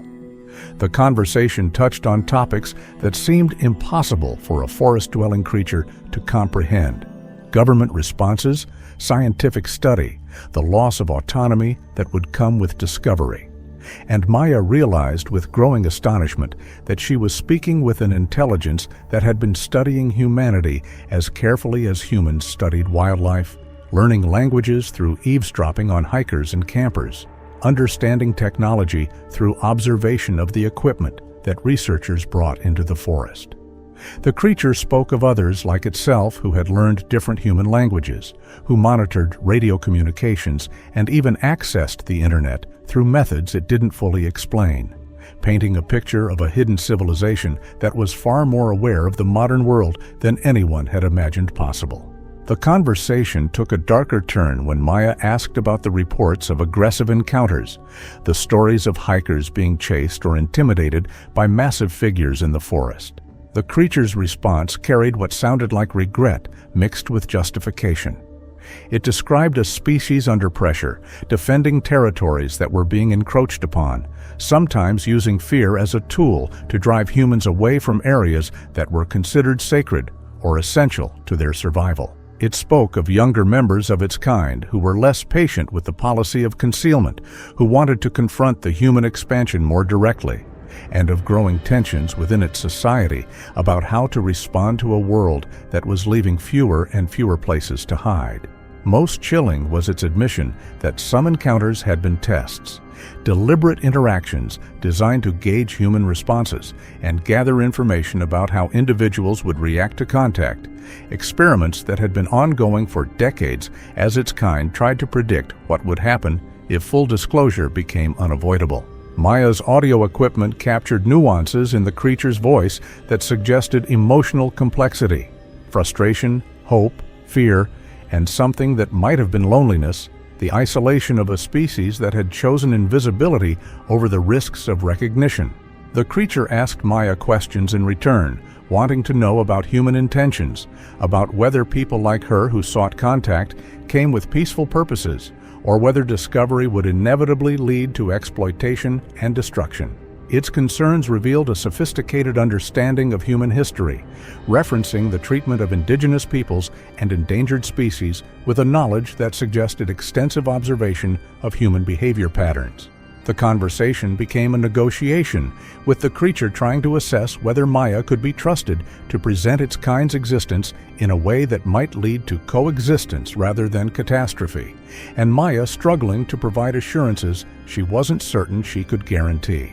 The other creatures that had positioned themselves around the clearing began to vocalize, their calls creating a chorus that Maya's equipment registered as coming from at least 6 different sources, each with distinct vocal characteristics that suggested individual identities rather than a uniform group. The primary speaker seemed to be translating or summarizing their contributions, explaining that its companions represented different perspectives within their community. Some who supported this contact, others who viewed it as a dangerous mistake, and still others who believed that humanity had already progressed too far to be trusted with knowledge of their existence. The debate playing out in the forest around Maya was apparently one that had been ongoing within the creature's society for generations, and her presence had forced it into the open, making her an unwitting participant in a decision that would affect an entire hidden species. As the conversation continued, Maya noticed that the creature's English was improving in real time, as if the practice of actually speaking with a human was refining skills that had been developed only through passive observation. It began using more complex sentence structures, incorporating idioms and references that suggested it had been listening to human conversations for years, absorbing language through patient eavesdropping on camping groups and hikers who never suspected their words were being studied by an intelligence hidden in the surrounding forest. The creature expressed frustration with the limitations of human language for conveying concepts that existed in its own communication system, describing ideas about forest consciousness and interconnected awareness that didn't translate well into English, but suggested a worldview fundamentally different from human understanding. It spoke of the forest as a living network of trees and animals and its own kind as parts of a larger organism that humans move through without comprehending. And it suggested that this blindness to the deeper patterns of wilderness was why humans could destroy ecosystems without understanding what they were actually eliminating. The conversation was interrupted by a sound that made all the creatures fall silent. The distant noise of a helicopter, probably a routine Forest Service patrol, but enough to trigger an immediate response from Maya's hidden companions. The primary speaker's voice took on an urgent quality, explaining that they needed to end the contact, that the risk of detection was too great, but before withdrawing it wanted to establish a method for future communication. What it proposed seemed impossible. It described a location deeper in the mountains where Maya could leave messages, a place its kind monitored regularly, and it suggested a schedule for potential future meetings if she proved trustworthy with the information she'd already gathered. The creature made Maya promise something that would haunt her for months afterward, that she would share the recording only with people who would approach the revelation with respect rather than exploitation. A request that assumed she had far more control over information dissemination than any individual actually possessed in the modern world. As the creatures withdrew into the forest, Maya's cameras captured brief glimpses of massive forms moving through the undergrowth with impossible stealth. Figures that seemed too large to disappear so completely, yet vanished within seconds, leaving only swaying branches and disturbed vegetation as evidence they'd been there at all. The primary speaker's final words were a warning and an invitation, a caution that not all of its kind were as willing to attempt communication, that some territories were defended with violence rather than words, but also an expression of hope that Maya represented a new possibility for a species that was tired of hiding. The voice faded into the forest, and Maya was left alone in the clearing with equipment that had recorded something that would either revolutionize understanding of intelligence and consciousness or destroy her credibility as a researcher, depending on who heard it and whether they chose to believe. Maya remained in the clearing for another hour, her hands shaking as she reviewed the audio files, listening to the conversation replay and trying to convince herself it had actually happened. The recording was clear, undeniable, showing waveforms and frequency patterns that didn't match any known animal, but also didn't match human speech exactly, existing in a space between that suggested a vocal apparatus adapted for different purposes, attempting to mimic human language. Her video footage showed movement, shadows, the disturbance of vegetation, but never a clear image of the speakers, as if they'd positioned themselves with perfect awareness of her camera angles and deliberately stayed just beyond the range of visual documentation. The evidence was compelling but incomplete, enough to prove something extraordinary had occurred, but not enough to satisfy the burden of proof that scientific acceptance would require. The hike back to her vehicle became a journey through a forest that felt fundamentally different from the one she'd entered that morning. Maya found herself noticing things she'd overlooked before, arrangements of stones that might be markers, broken branches positioned in patterns that could be signals, and areas where the forest floor showed signs of regular passage by something that moved on two legs but left tracks too large and too deep to be human. She realized that the creature's claim of extensive observation was evident everywhere once you knew what to look for, that the forest was full of signs of an intelligence that had been hiding in plain sight, camouflaged not just by physical concealment but by human assumptions about what was possible. Every sound made her pause, wondering if she was being followed, if her new contacts were ensuring she made it safely out of their territory, or if other members of their kind who hadn't approved of the contact were tracking her movements with less friendly intentions. Maya's heart pounded as she whispered her response into the recording equipment, asking the creature what it wanted her to know, what message it had been waiting to deliver. The being's answer came slowly, each word carefully formed, as if it was translating thoughts from a language far older than English into sounds her human ears could process. It spoke of watching humans for generations, of learning their languages by listening to campfire conversations and radio transmissions that drifted through the forest, of understanding technology through careful observation of the equipment that researchers brought into the wilderness. The creature described a species that had made a collective decision centuries ago to remain hidden, to observe rather than engage, because early encounters with humans had taught them that discovery meant danger, that anything unknown was either destroyed or captured by a species that feared what it couldn't control. The conversation took an unexpected turn when Maya asked how many of them existed in these mountains. The creature's response carried what sounded like sadness. It spoke of a population that had once numbered in the thousands across the Pacific Northwest, but had dwindled to scattered groups of a few hundred, pushed into smaller and smaller territories as human development consumed the wilderness. It described sacred places that had been paved over, migration routes that had been cut by highways, and gathering sites that now sat beneath reservoirs and shopping centers. The being's voice grew heavier as it explained that its kind was facing a choice they'd hoped never to make: continue hiding until there was nowhere left to hide, or risk contact with humans in hopes of finding allies who might help protect what little territory remained. Maya realized with growing horror that she wasn't just documenting an unknown species. She was potentially witnessing the last generation of an ancient civilization in its final desperate attempt to survive. Maya's questions became more urgent, her scientific training warring with the emotional weight of what she was hearing.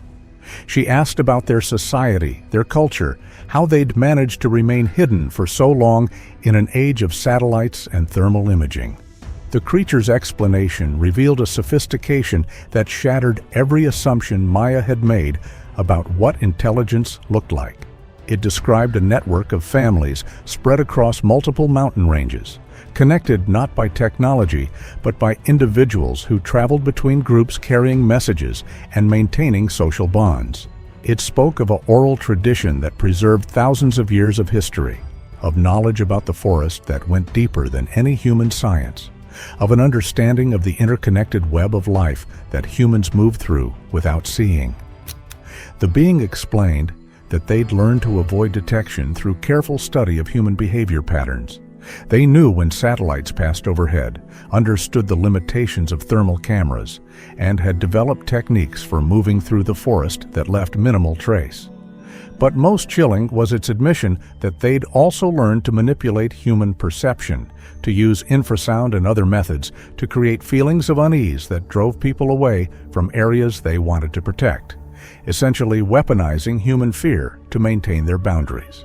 The creature's tone shifted when it began describing the internal conflict within its society about whether to maintain absolute secrecy or attempt controlled contact.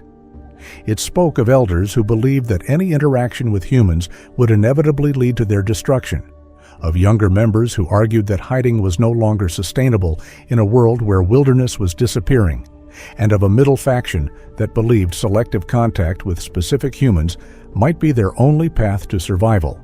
Maya had apparently been chosen as a test case. Her research, her approach, her obvious respect for the unknown had marked her as someone who might be trusted with knowledge that could either save or doom an entire species. The weight of that responsibility settled over Maya like a physical burden as she realized that her response to this encounter, the choices she made about what to do with this recording, could determine whether these beings continued to exist or were driven into extinction by the exposure she might trigger. As the conversation continued, Maya noticed that other vocalizations were occurring around the clearing. The creature she was speaking with would occasionally pause, and she would hear calls from different directions, followed by responses that suggested consultation was happening, that the being was checking with others before answering certain questions.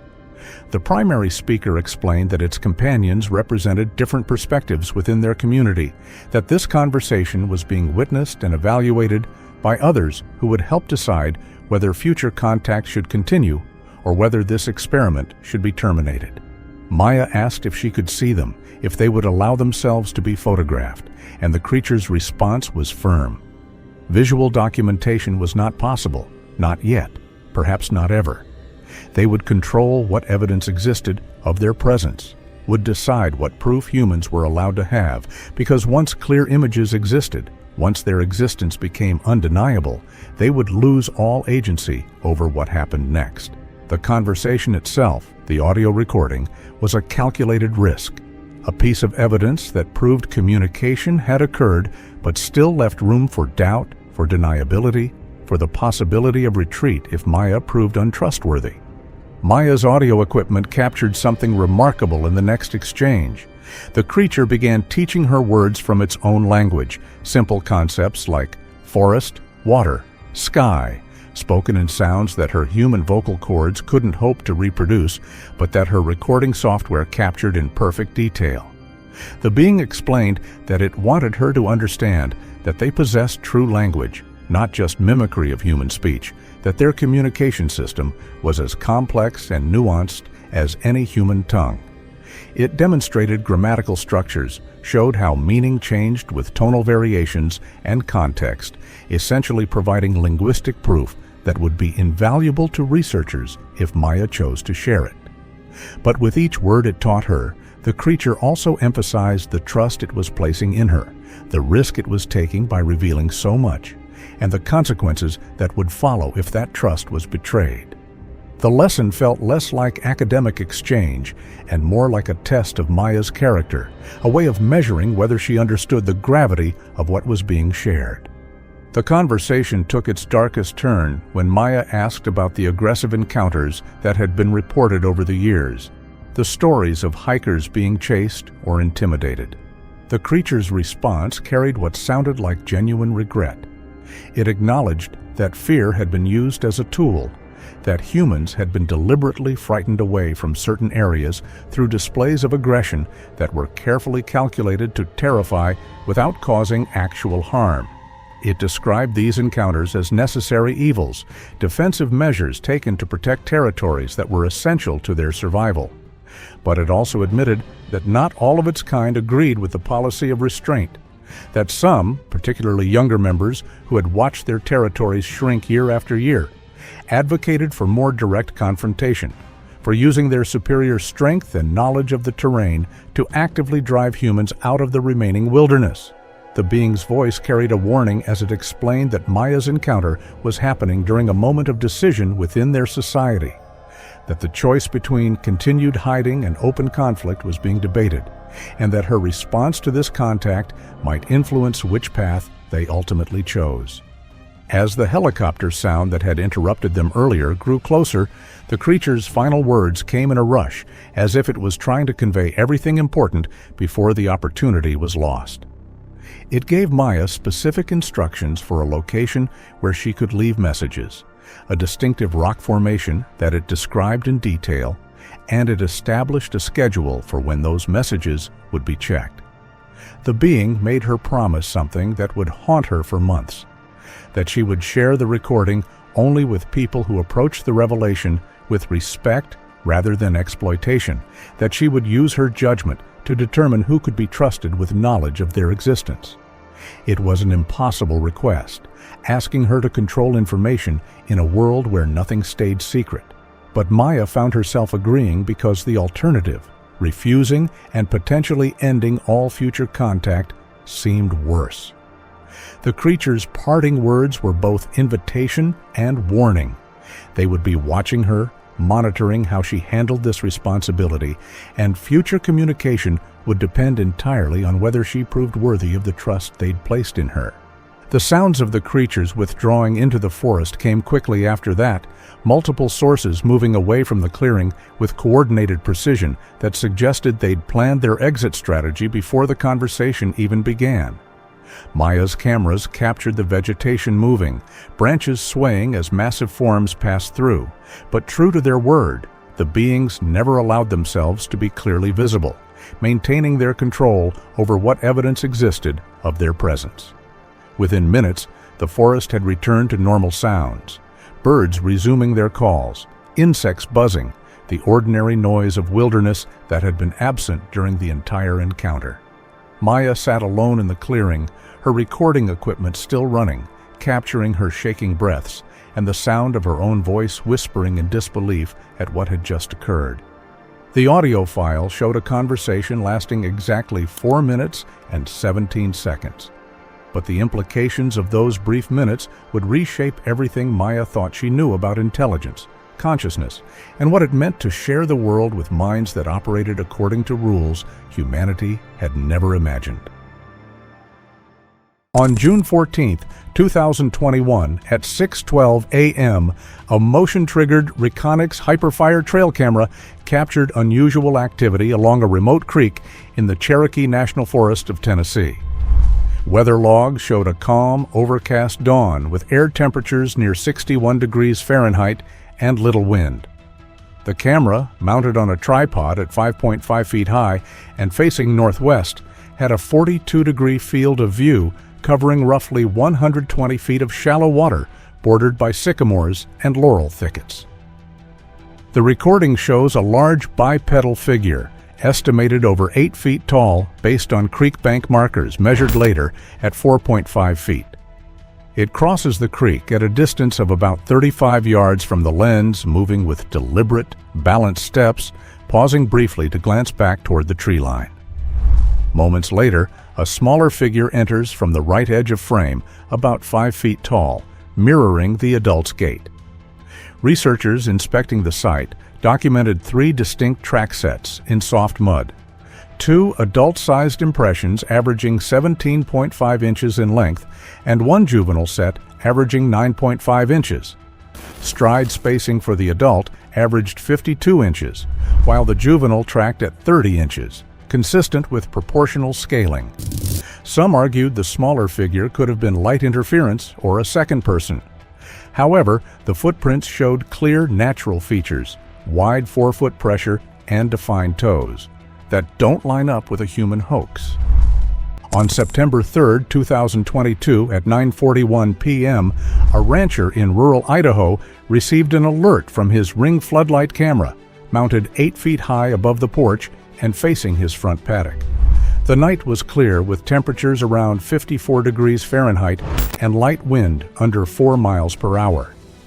The unit's 140-degree field of view covered the porch, paddock, and tree line about 25 feet from the lens. Expecting one of his horses near the fence line, he opened the live feed on his phone. Instead, the footage showed a motionless figure just beyond the edge of the porch light. At first glance, it resembled a human, but its scale was wrong. Even while hunched forward, its upper body rose above the 42-inch porch railing, placing its height at well over 7 feet. For nearly 10 minutes, the subject remained still. The camera recorded its head tilting side to side, as if reacting to sounds inside the house. The chest cavity could be seen expanding and contracting in slow breaths. Its arms appeared unusually long, extending well below the waistline, with heavy musculature visible in the shoulders and upper arms. When the rancher switched on the porch floodlight, the figure bolted across the paddock, covering ground with remarkable speed before disappearing into the tree line.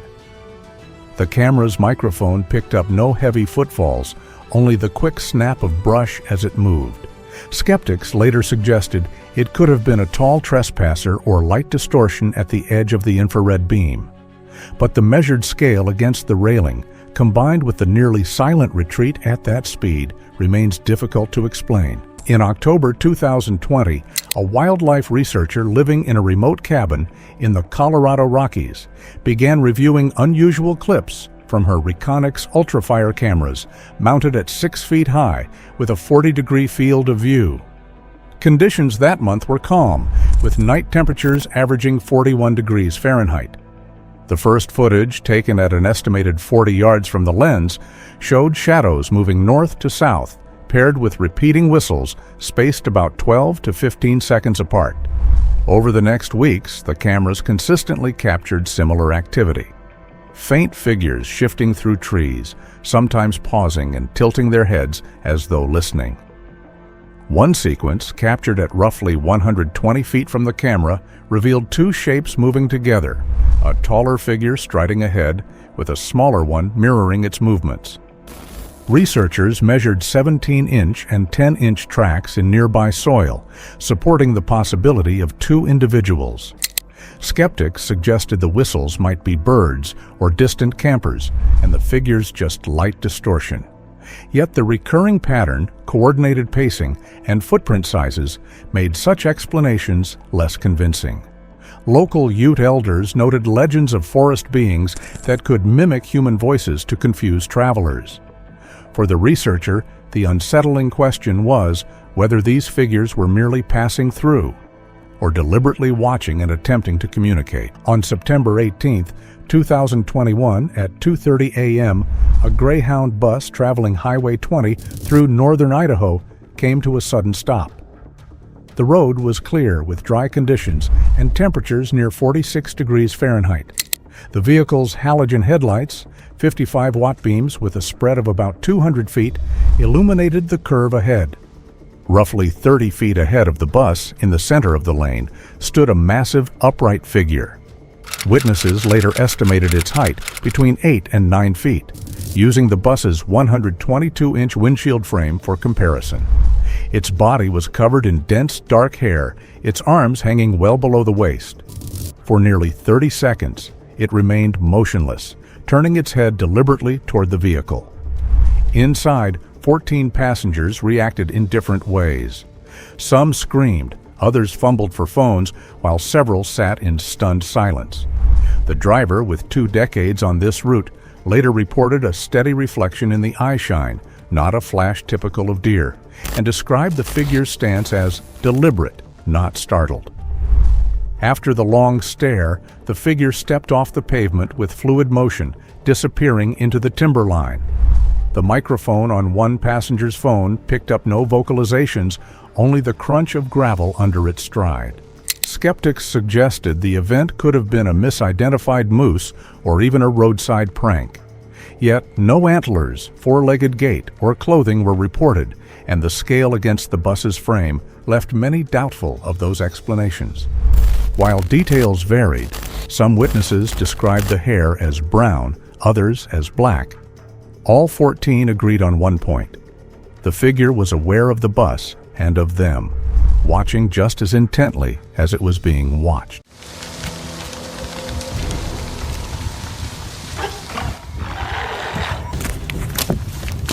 On October 22, 2023, 43-year-old David Kellerman, a former military intelligence officer turned private investigator, stumbled upon what would become the most controversial piece of evidence in cryptozoology history. What started as a routine surveillance job in the remote forests of Northern California would lead to the discovery of footage so compelling and disturbing that government agencies would spend months trying to suppress its release. David Kellerman had built his reputation on finding things that others couldn't or wouldn't. After 15 years in military intelligence, specializing in reconnaissance and surveillance operations, he had transitioned to private investigation work that often took him to places most people would never dare to venture. During his service, David had developed skills that few civilians possessed. He could move through any terrain without leaving traces, set up surveillance equipment that would remain undetected for months, and analyze behavioral patterns with an accuracy that had made him legendary among his peers. The case that brought David to the Humboldt County wilderness seemed straightforward enough. Margaret Thornfield, an elderly widow from San Francisco, had hired him to investigate the disappearance of her grandson, 22-year-old Timothy Thornfield, who had vanished during a solo camping trip 6 months earlier. The official search had been called off after 3 weeks, with authorities concluding that Timothy had likely fallen victim to harsh wilderness conditions. But Margaret wasn't satisfied with the official explanation. Timothy had been an experienced outdoorsman and Eagle Scout who knew the forests of Northern California better than most park rangers. She was convinced that something else had happened to her grandson. The official investigation had been thorough, but ultimately fruitless. Search and rescue teams had combed hundreds of square miles of forest using helicopters, tracking dogs, and thermal imaging equipment. They had found Timothy's abandoned campsite relatively quickly, but the scene had raised more questions than answers. His tent was still standing, his food supplies were untouched, and his expensive camera equipment was scattered around the site as if he had left in a hurry. David's investigation had led him deep into the Six Rivers National Forest, following Timothy's planned route through some of the most remote terrain in California. His methodical approach had already uncovered several clues that suggested Timothy's disappearance was far from ordinary.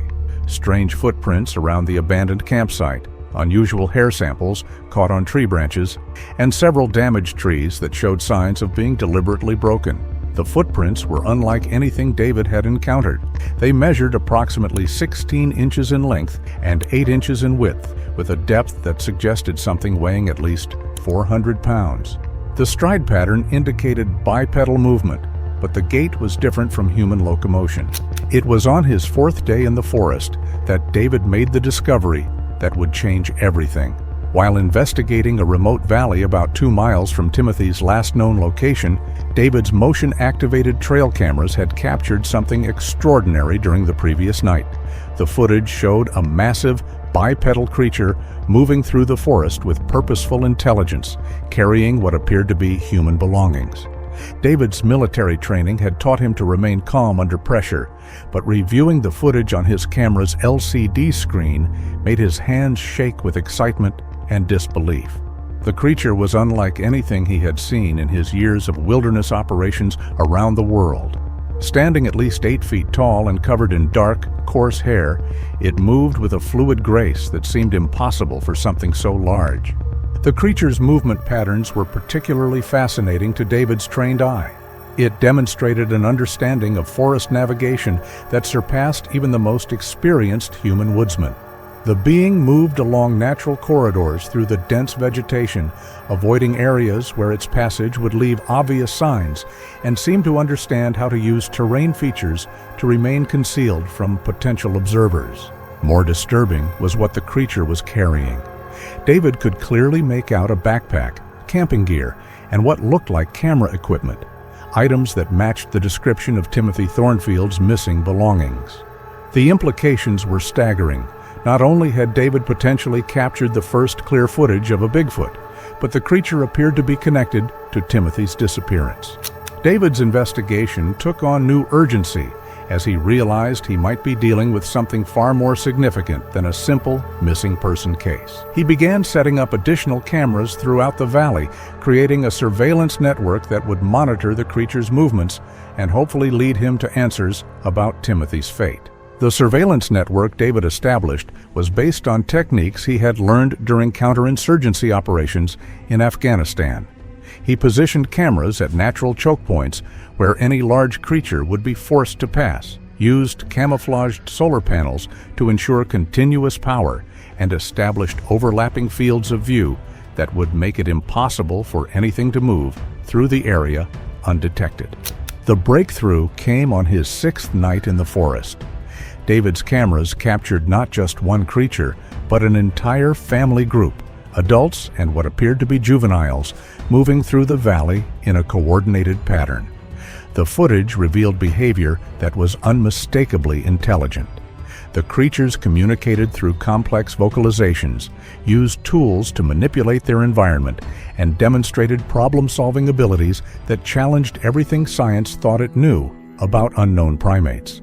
The family group consisted of what appeared to be 2 adult males, 3 adult females, and 4 juveniles of varying ages. Their social interactions were remarkably sophisticated, with clear hierarchies and role assignments. The larger male seemed to serve as a scout, moving ahead of the group to assess potential threats or obstacles.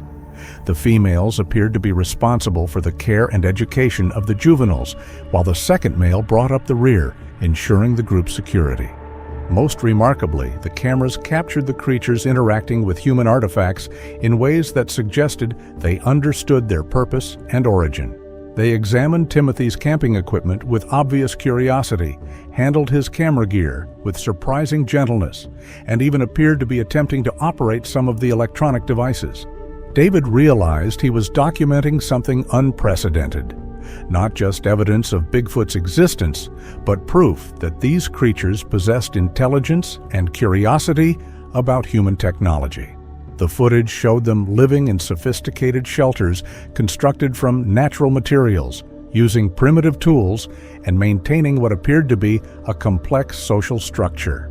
The shelters were particularly impressive, demonstrating engineering principles that rivaled human construction techniques.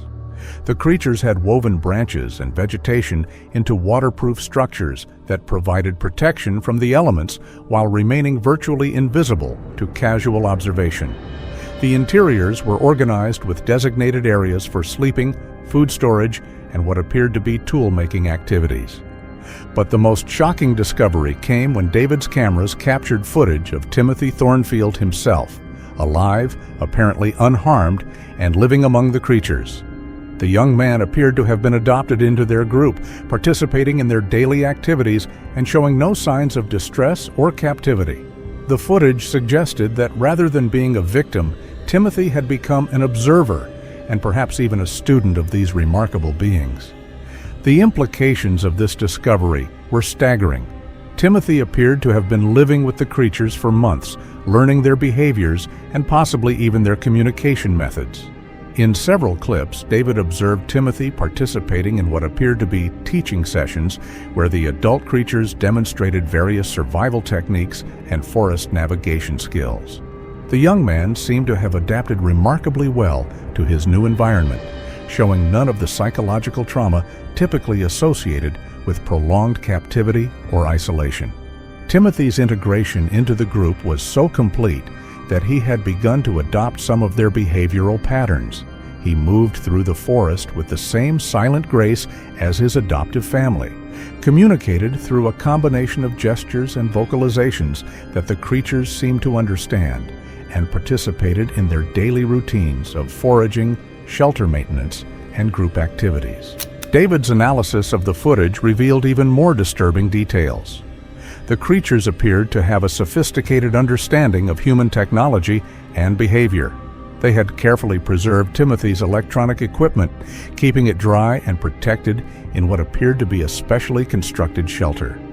More remarkably, they seemed to understand the purpose of the cameras and recording devices, occasionally positioning them to capture specific activities or interactions. The social dynamics within the creature group were complex and fascinating. David observed clear hierarchies, with older individuals teaching younger ones and specific roles assigned to different members of the community.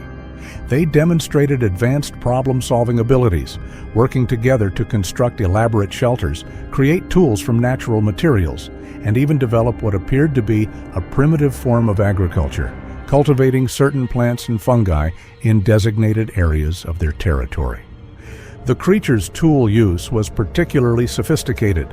They fashioned implements from stone, wood, and bone that served specific purposes: digging tools for extracting roots and tubers, cutting implements for processing plant materials, and even what appeared to be primitive weapons for hunting small game. The tools showed evidence of careful craftsmanship and were maintained and improved over time. David's military instincts told him that this discovery was too significant to handle alone. The footage he had captured would revolutionize our understanding of human evolution, primate intelligence, and the hidden ecosystems that still existed in North America's most remote wilderness areas. But he also understood that such evidence would attract attention from government agencies that might not have the public's best interests at heart. His concerns proved justified when David returned to civilization and attempted to contact Timothy's grandmother with news of his discovery. Within hours of uploading the footage to a secure server, David found himself under surveillance by unmarked vehicles and receiving visits from individuals who claimed to represent various federal agencies but carried credentials that didn't quite check out. The first visit came at 6:30 a.m., just 2 days after David had returned from the forest. 3 individuals in dark suits appeared at his office, claiming to represent a joint task force investigating unusual wildlife activity in national forests. Their leader, who identified himself only as Agent Morrison, was polite but firm in his questioning about David's activities in the Six Rivers National Forest. The visitors were professional and polite, but their message was clear. David had stumbled upon something that was considered a matter of national security. They explained that the existence of these creatures had been known to certain government agencies for decades, and that a careful protocol had been established to manage any interactions or discoveries. David's footage, they claimed, could disrupt delicate research programs and potentially endanger both the creatures and any humans who might encounter them.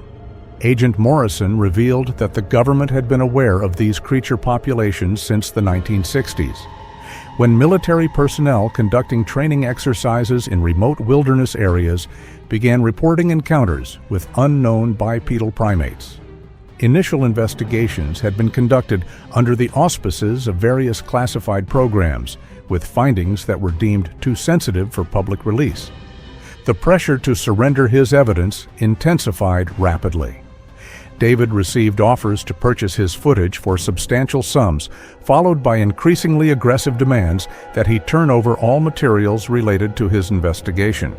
When he refused, the harassment escalated to include break-ins at his office, tampering with his vehicle, and threats against his personal safety.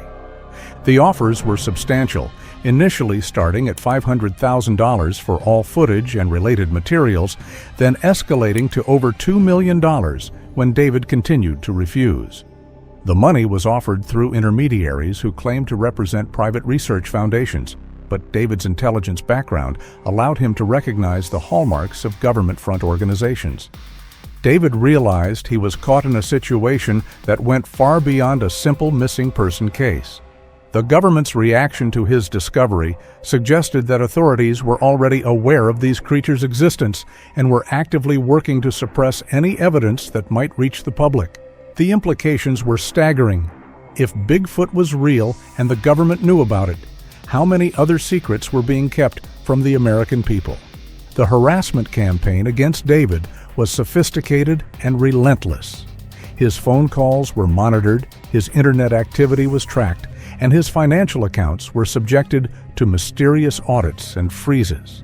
Former military colleagues who had maintained contact with him suddenly became unavailable, and his professional network began to distance themselves from his work.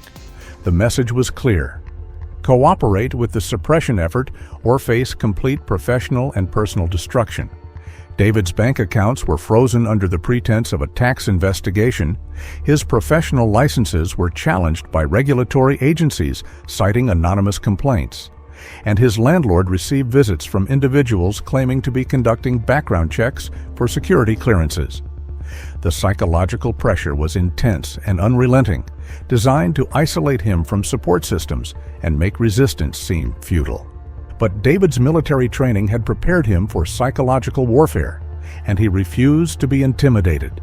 Instead, he began documenting the harassment he was experiencing, creating a parallel record of government suppression that was almost as compelling as his original Bigfoot footage. The pattern of intimidation and cover-up suggested that these creatures represented something far more significant than just an unknown species. They were evidence of a hidden world that powerful interests were determined to keep secret. Using skills learned during his military career, David began taking precautions to protect both himself and his evidence. He created multiple copies of his footage, stored them in secure locations, and established protocols for their release if anything happened to him. He also reached out to trusted contacts in the scientific community, sharing his findings with researchers who had the expertise to understand their significance. David's security protocols were based on techniques used to protect classified intelligence in hostile environments. He established dead drops in multiple locations, created encrypted digital copies stored on secure servers in different countries, and developed a network of trusted individuals who would release the information if he disappeared or was incapacitated.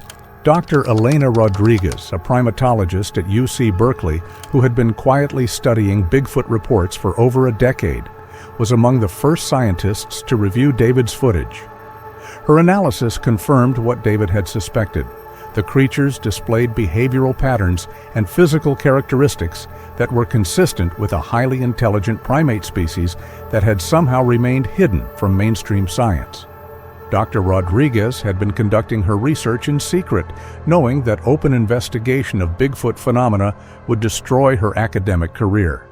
She had accumulated a database of over 3,000 reported encounters, analyzed hundreds of footprint casts, and even collected hair and tissue samples that defied classification. David's footage provided the visual confirmation she had been seeking for years. The genetic analysis of hair samples that David had collected provided even more compelling evidence. The DNA showed characteristics that were clearly primate, but didn't match any known species in scientific databases. Most intriguingly, the genetic markers suggested a lineage that had diverged from human ancestors much more recently than previously thought possible. The DNA analysis revealed a genetic profile that was approximately 96% similar to modern humans, closer than chimpanzees or any other known primate species. The remaining 4% showed unique characteristics that suggested adaptation to specific environmental conditions and possibly enhanced physical capabilities. The genetic evidence supported the theory that these creatures represented a surviving branch of the human family tree. Dr. Rodriguez's preliminary findings indicated that these creatures might represent a surviving population of an archaic hominid species, possibly related to Homo erectus or an unknown branch of the human family tree. The implications for our understanding of human evolution were profound. If these beings had survived in North America for thousands of years, it would completely rewrite the story of human migration and development. The scientific analysis also revealed disturbing evidence of government knowledge and involvement. Several of the hair samples contained traces of synthetic compounds that suggested the creatures had been exposed to human-made chemicals, possibly through deliberate feeding or medical treatment.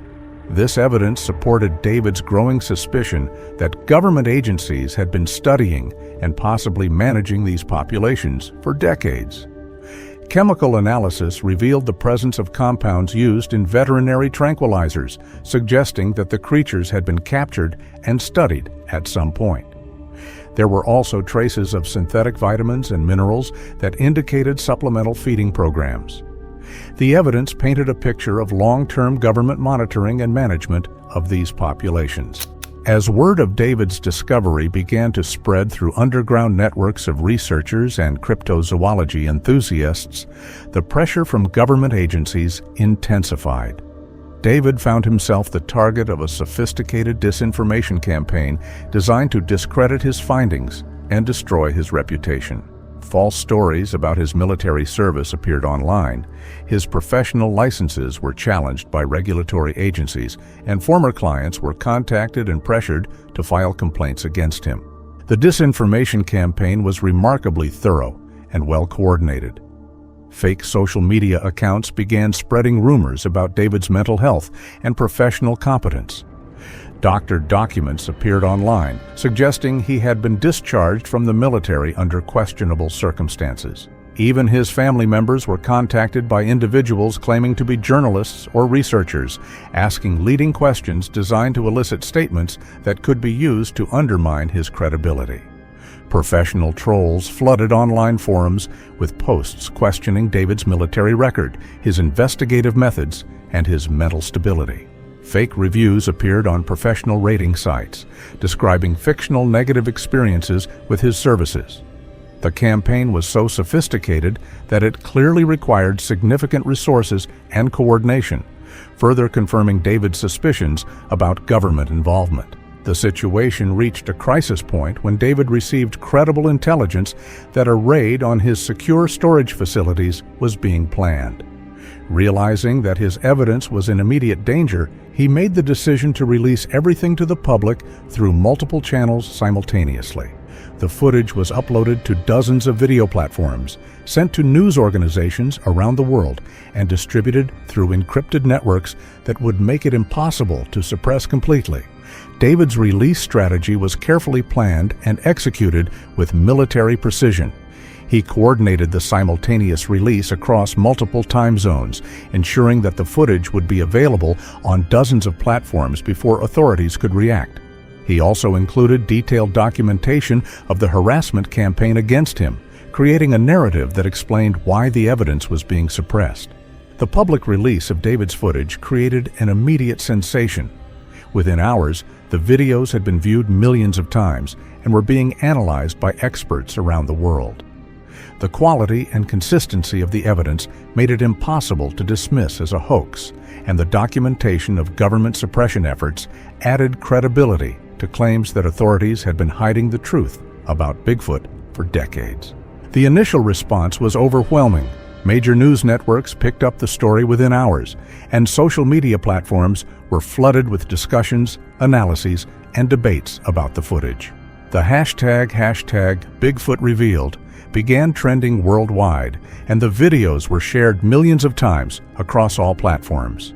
The scientific community's response was divided but intense. Mainstream researchers who had previously dismissed Bigfoot as pseudoscience were forced to confront evidence that met rigorous standards of documentation and analysis. The footage showed anatomical details, behavioral patterns, and environmental interactions that would be nearly impossible to fabricate convincingly. Leading primatologists from around the world began requesting access to the raw footage for analysis. Dr. Jane Goodall, the renowned chimpanzee researcher, issued a statement calling for serious scientific investigation of the evidence. The International Union for Conservation of Nature announced the formation of a special committee to evaluate the footage and its implications for primate taxonomy. Most compelling was the documentation of Timothy Thornfield's apparent integration into the creature's social group. Anthropologists noted that his behavior in the footage suggested he had learned to communicate with the beings and had been accepted as a member of their community.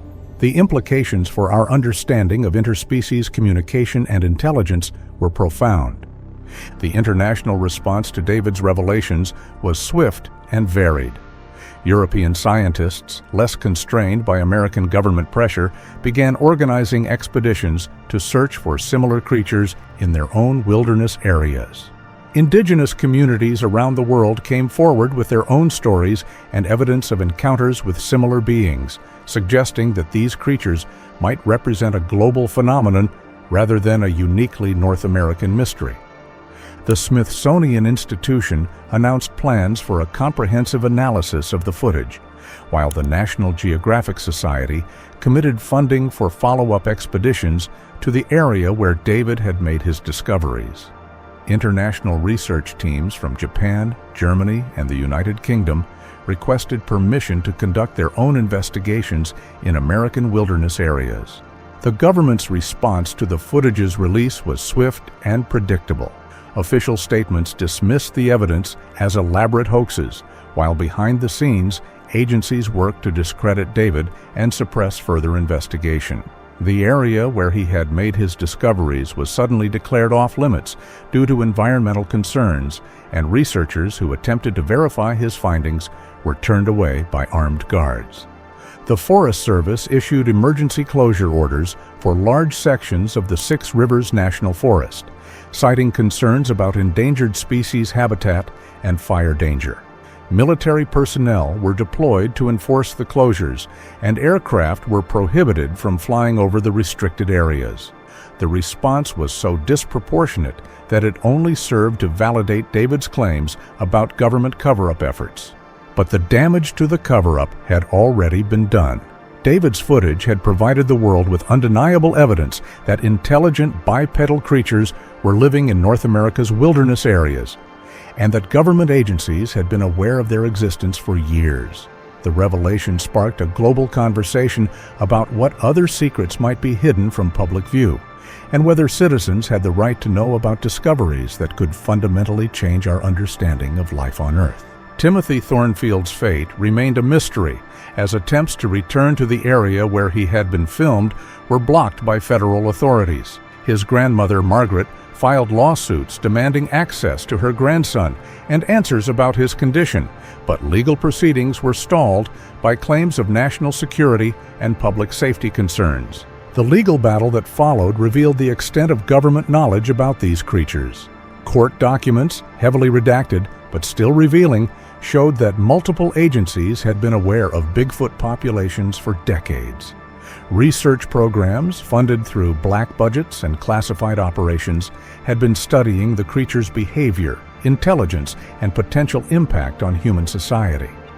Margaret Thornfield's legal team, led by prominent civil rights attorney Sarah Chen, filed Freedom of Information Act requests that uncovered decades of classified documents related to anomalous primate encounters in national forests. The documents revealed a systematic program of evidence suppression and witness intimidation that had been ongoing since the 1960s. The classified documents revealed the existence of a joint military-civilian research program codenamed Project Wildman that had been studying these creatures for over 50 years. The program had documented hundreds of encounters, collected extensive biological samples, and even attempted limited communication with the beings. The research had been classified at the highest levels due to concerns about public panic and the potential impact on religious and scientific worldviews. David's life was forever changed by his discovery and the events that followed. He became a reluctant celebrity in the cryptozoology community while remaining a target of government harassment and surveillance. His private investigation business was destroyed by the controversy, but he found new purpose as an advocate for government transparency and the public's right to know about scientific discoveries.